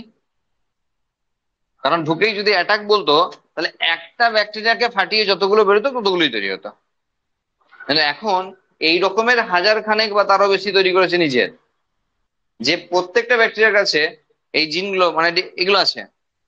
পরে ও লাইটিক সাইকেলে প্রবেশ করলো, ফলে এই ঘটনাগুলি ঘটলো, এখান থেকে এই ঘটনাগুলি ঘটলো, ফলে কি হলো? ও প্রত্যেকটা ব্যাকটেরিয়ার দেহ থেকে হাজার হাজার লক্ষ লক্ষ বলতে পারো ও নিজের কপি বানালো। তার মানে আলটিমেট প্রচুর সংখ্যক ভাইরাস তৈরি হয়ে গেল। এবার যখন সব কমপ্লিট, অ্যাসেম্বলও কমপ্লিট, তখন অস্ত্র তো এমনি হাতে আছে, লাইসোজাইম। দিয়ে লাইসোজাইম দিয়ে ব্রেক করে দিল, মানে ব্যাকটেরিয়া সেল ওয়ালকে ভেঙে দিল। আর ব্যাকটেরিয়া সেল ওয়ালকে যখনই ভাঙলো, আবার অন্য কোনো ব্যাকটেরিয়া এসে আবার অ্যাটাক করবে। তার মানে গোটা সাইকেল কমপ্লিট করে ফেললো। তাহলে কোনো একটা জায়গায় লাইটিক সাইকেলকে লাইসোজেনিক সাইকেলকে লাইটিক সাইকেলে প্রবেশ করতেই হবে। এখন তোমার যদি মনে প্রশ্ন আসে যে স্যার আপনি তো বলছিলেন সেই ল্যামডা ফাজ আর টি সিরিজের ফাজ যারা এইখানে করে ওখানে করে, তাহলে বিষয়টা একটু কেমন কেমন হয়ে গেল না? অ্যাকচুয়ালি ব্যাপারটা এরকমই, যে ল্যামডা ফাজ অবস্থাতে ওরা ম্যাক্সিমাম লাইসোজেনিক সাইকেলে প্রবেশ করে, কিন্তু আলটিমেট ওদেরকে লাইটিক সাইকেলে প্রবেশ করতেই হয়, না হলে ওরা বেরিয়ে আসতে পারবে না। এবার যখন আমরা ট্রান্সডাকশন পড়িয়েছিলাম, একটা জিনিস বলেছিলাম যে যখনই ডিএনএ এর কপি হচ্ছে, তখন দেখবে প্রথম ব্যাকটেরিয়ার ডিএনএটার একটুখানি অংশ এই ভাইরাসের সঙ্গে জুড়ে রেখেছে। এটা আমরা এখানে বলার প্রয়োজন বোধ করিনি, কারণ এটা আমরা ভাইরাসের রিপ্রোডাকশন করাচ্ছি, ব্যাকটেরিয়ার না। সেই জন্য আমরা এটা দেওয়ার প্রয়োজন বোধ করিনি। কিন্তু ওখানে বলেছিলাম যে এরকম ব্যাকটেরিয়া দেখছে যে আমি তো মরবই, মরতে মরতেও রিপ্রোডাকশন করে যাবো, দেখ কেমন করে। সেটা হলো এর যে কপি ওখানে প্রথমে এই যে কাটিংটা এখান থেকে যখন কেটে বার করেছিল না, এখানে কেটে বার করেছিল, তখন একটুখানি ওর কপি দিয়ে রেখেছিল। তো প্রতিবার যখন ভাইরাসের ডিএনএ রেপ্লিকেশন হয়েছে, তখন প্রতিবার তার সঙ্গে ব্যাকটেরিয়ার ডিএনএ রেপ্লিকেশন হয়েছে। তাহলে দেখ প্রতিশোধ কেমন নিতে হয়। তুই আমার জিনোমের মধ্যে ঢুকে তুই তো রেপ্লিকেশন আচ্ছা করে করেছিস, এবার তোর জিনোমের মধ্যে ঢুকে আমি আমার কেমন রেপ্লিকেশন করাবো দেখ। ঠিক একই, যা দেখো প্রতিশোধ কেমন বলে, রিভেঞ্জ কেমন বলে, দেখো ঠিক এ যে প্রসেসে করেছে, এ ঠিক সেই প্রসেসে একইভাবে করেছে। তাহলে লাভের লাভ কি হলো, এ যখন গিয়ে সেকেন্ড কোনো ব্যাকটেরিয়া অ্যাটাক করবে, তখন ব্যাকটেরিয়ার রিপ্রোডাকশন হয়ে যাবে, কারণ প্রথম ব্যাকটেরিয়ার কাছ থেকে জেনেটিক ম্যাটেরিয়াল দ্বিতীয় ব্যাকটেরিয়ার কাছে চলে যাবে, রিপ্রোডাকশন কমপ্লিট। ওটা ব্যাকটেরিয়ার, এটা ভাইরাস। এই হলো রিপ্রোডাকশন প্রসিডিওর ব্যাকটেরিওফাজের মধ্যে। আর কি আছে? আর কিছু নেই, আর ছোট্ট একটা জিনিস আছে, সেটা হলো সিগনিফিকেন্স। ইকোনমিক ইম্পর্টেন্স বলতে পারো, সিগনিফিকেন্স বলতে পারো। ব্যাকটেরিয়ার ম্যাক্সিমাম তো বুঝতেই পারছি, সরি ভাইরাসের ম্যাক্সিমাম জায়গায় বুঝতেই পারছি ক্ষতিই করে, ক্ষতিই করে, গাদা গাদা রোগ, সবই প্যারাসাইট। কারণ প্যারাসাইট ছাড়া কেউ নেই, সবই প্যারাসাইট। তাহলে উপকারে কি কিছুই লাগে না? না, লাগে। কারণ আমরা আমাদের টেকনিক্যাল প্রসিডিওরের থ্রু দিয়ে উপকার করেই ছাড়বো, করবি না মানে? এরকম কেস আর কি। কিরকম ভাবে সেটা হলো, ভেবে দেখো। ব্যাকটেরিও ফাজ ব্যাকটেরিওফাজ খুব ভালো ভেক্টর।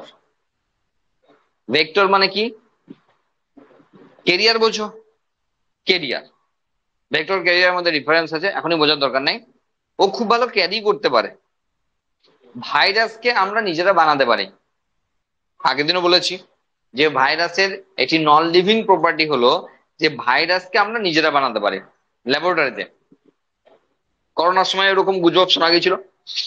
তো যদি আমরা আমাদের পছন্দের জিনকে নিয়ে একটি ভাইরাস বানাই, এবং সেই ভাইরাসের হোস্ট স্পেসিফিসিটি আমরা বানিয়ে দিই এমন ভাবে যে যে গাছের মধ্যে হতে পারে, যে প্রাণীর মধ্যে হতে পারে জিনটা ঢোকাতে চাইছি, ভালো করে বুঝবে। একটা জিন চোখে দেখা যায়? প্রশ্নই ওঠে না। একটা কোষ দেখা, একটি কোষই খালি চোখে দেখা যায় না। তার মধ্যে আছে নিউক্লিয়াস, তার মধ্যে আছে ডিএনএ, ডিএনএ এর কিছু অংশ জিন, দেখার কোনো প্রশ্নই নেই। তাহলে সেই জিনকে আমি যদি ভাবি আম গাছে ঢোকাবো, আমি কি হাতে করে ঢুকিয়ে দিতে পারবো? অসম্ভব। তাহলে ঢোকাবো কি করে? তাহলে কোনো না কোনো ভেক্টরের সাহায্য লাগবে। বা কেরিয়ার ধরো, বুঝতে অসুবিধা হলে কেরিয়ার ধরো, মানে কাউরির ঘাড়ে চেপে ঢোকাবো।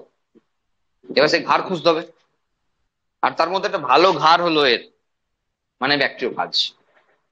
তাহলে এমন ভাবে ব্যাকটেরিওফাজকে বানানো হলো যে ব্যাকটেরিওফাজ ব্যাকটেরিয়াকে অ্যাটাক করে। আমার উদ্দেশ্য কিন্তু ধরো কোনো প্ল্যান্টে ঢোকাবো, তাহলে আলটিমেট ব্যাকটেরিয়া ঢুকিয়ে গেলাম, তো অবভিয়াসলি সেই ব্যাকটেরিয়াকে খুঁজবো যে ওই প্ল্যান্টকে অ্যাটাক করতে পারে, তাহলে তো সে ঢুকিয়ে যাবে। তাহলে আমার কাজ হলো শুধু ব্যাকটেরিয়ার মধ্যে ঢুকিয়ে দেওয়া। বোঝা গেল? তুমি এবার বলবো স্যার যেচে রোগ তৈরি করবেন, আপনি যা বলছেন যেচে রোগ তৈরি করবেন। কারণ একটা ব্যাকটেরিয়া যদি কোনো একটা উদ্ভিদে ঢোকে বা প্ল্যান্টে ঢোকে, প্ল্যান্ট আর উদ্ভিদ তো একই, প্ল্যান্টে ঢোকে বা অ্যানিমেলে ঢোকে, তাহলে সে তোকে রোগ তৈরি করবে, তাহলে আমি তো যেচে রোগ তৈরি করে দিচ্ছেন না। তার যে তার যে প্যাথোজেনিক প্রপার্টি তাকে নষ্ট করতে হবে। ভালো করে শোনো, ব্যাকটেরিয়াটার যে ক্ষতিকারক জায়গাগুলো ছিল সেগুলোকে ক্ষতি করে, সেগুলো নষ্ট করে দেওয়া হবে, যাতে সে ওই প্ল্যান্টটার বডিতে গিয়ে কোনো রোগ সৃষ্টি করতে না পারে। হয়ে গেল। এইবার আমরা এই ভাইরাস যেটা তৈরি করছিলাম, সেই ভাইরাসের মধ্যে আমার রিকোয়ার্ড জিনটাকে ঢুকিয়েছি, দিয়ে এর পেছনে লেলিয়ে দিয়েছি। তাহলে ও গিয়ে ব্যাকটেরিওফাজের মধ্যে ঢুকে গেছে। তাহলে আমার স্পেসিফিক চাহিদা মতো রিকোয়ার্ড জিন চলে গেছে এখন ব্যাকটেরিয়ার মধ্যে, কিন্তু ব্যাকটেরিয়ার খারাপ জিন যেগুলো হোস্টে ক্ষতি করবে তা নষ্ট করে দিয়েছি। তাহলে ব্যাকটেরিয়া এখন আমার চাহিদা মতো জিনটাকে ক্যারি করে বেড়াচ্ছে। এইবার দে উদ্ভিদের মধ্যে স্প্রে করে দে। তাহলে ওদের তো প্রপার্টি আছে, ওরা তো অ্যাটাক করে দেবে। অ্যাটাক করে লাভ কি হবে? অ্যাটাক করে লাভ কিছু হবে না, শুধুমাত্র অ্যাটাক করার জন্য অস্ত্রটা রেখেছি, বাকি সব অস্ত্র নিরস্ত্র করে দিচ্ছি। তাহলে ও তো ঢুকবে ভেতরে, কিন্তু নিয়ে যাবে আমার পছন্দের জিনকে। তাহলে হলো না ঘুরে বেড়ে ভালো গুণ? ডাইরেক্টলি ভালো গুণ দেখাতে পারে না, কিন্তু আমরা বায়োটেকনোলজির থ্রু দিয়ে ওদের ভালো গুণ বেছে বার করে নিয়েছি, যে কিভাবে ভালো কাজে লাগানো যায়। খারাপের কথা কোনো কিছু বলছি না, গাদা গাদা রোগ, সব রোগই তো খারাপ, কিছু বলার নাই। উদ্ভিদের ক্ষেত্রে, প্রাণীদের ক্ষেত্রে, সকলের ক্ষেত্রে রোগ তৈরি করতে পারে, সব খারাপ। ভালো দু একটা বলছি, এটা একটা ভালো গুণ। আর কি? আর যেটা হলো, সেটা হলো ভাইরাস থেকে ভ্যাকসিন তৈরি করা যায়। এবার বলবো স্যার ওই ভাইরাসের ভ্যাকসিন তো ওই ভাইরাস থেকে তৈরি হয়, তো ও তো অ্যাটাক করছিল বলেই ওকে আমরা ধান্দা করে ভ্যাকসিন বানিয়েছি। আমরা যে ভ্যাকসিন গুলো, ধর পোলিও ভ্যাকসিন, তো পোলিও ভ্যাকসিন ধরো ওরাল ভ্যাকসিন, তো আমি খাচ্ছিটা কি? পোলিও ভাইরাসই খাচ্ছি, আমাকে পোলিও ভাইরাসই খাই দেওয়া হচ্ছে। হ্যাঁ, ইনঅ্যাক্টিভ অথবা অন্য কোনো পার্ট, যে কোনো কিছু দেওয়া হচ্ছে। ফলে কি হচ্ছে, ও আগে থেকে আমার বডিকে সচেতন করছে যে এরকমের বিপদ বাইরে আছে, এখন তুমি সচেতন হয়ে যাও, নালে পরে যখন অ্যাটাক করবে তখন আর সামলাতে পারবে না। ওটা ভ্যাকসিন, ওটার নাম ভ্যাকসিন। হলো ভ্যাকসিন বানাতে। আর একটা বড় কাজ আছে, সেটা হলো ইভলিউশনারি পিরিয়ড বুঝতে, গোটা অভিব্যক্তির পথকে বুঝতে ভাইরাস ব্যাপকভাবে হেল্প করে। কারণ ভাইরাস হলো বায়োলজিক্যাল ইভলিউশন, কেমিক্যাল ইভলিউশন আর বায়োলজিক্যাল ইভলিউশনের মাঝে আছে ভাইরাস। নন লিভিং আর লিভিং, পৃথিবীতে যখন জীব সৃষ্টি হচ্ছে তার আগে তো অর্গানিক মলিকিউলস গুলো এসছে। তাহলে ওই যে বায়োকেমিক কেমিক্যাল ইভলিউশন হয়েছে আর বায়োলজিক্যাল ইভলিউশন, তার মাঝে দাঁড়িয়ে আছে ভাইরাস। তাহলে ভাইরাস ট্রান্সজেনিক পিরিয়ডে রয়েছে, যেখানে কেমোজেনি থেকে বায়োজেনিতে এসছে। ক্লাস 10 পড়েছিলে, কেমোজেনি থেকে বায়োজেনিতে এসছে, তার মাঝে ভাইরাস আছে। মানে ইভলিউশন বুঝতে গেলে ভাইরাসকে ছাড়া বোঝাই অসম্ভব, আর সেটা একটা পজিটিভ সিগনিফিকেন্স বলতে পারো ভাইরাসের ক্ষেত্রে। এই কটা গুণাগুণ আমরা মোটামুটি ভাইরাসের ক্ষেত্রে পাচ্ছি, বাকি সবই অগুণ না খারাপ গুণ, কি বলবো? বেগুন। আচ্ছা তাই হলো, বেগুন। এই ছিল ভাইরাস। নেক্সট দিন থেকে আমরা প্ল্যান্ট ক্লাসিফিকেশন শুরু করবো।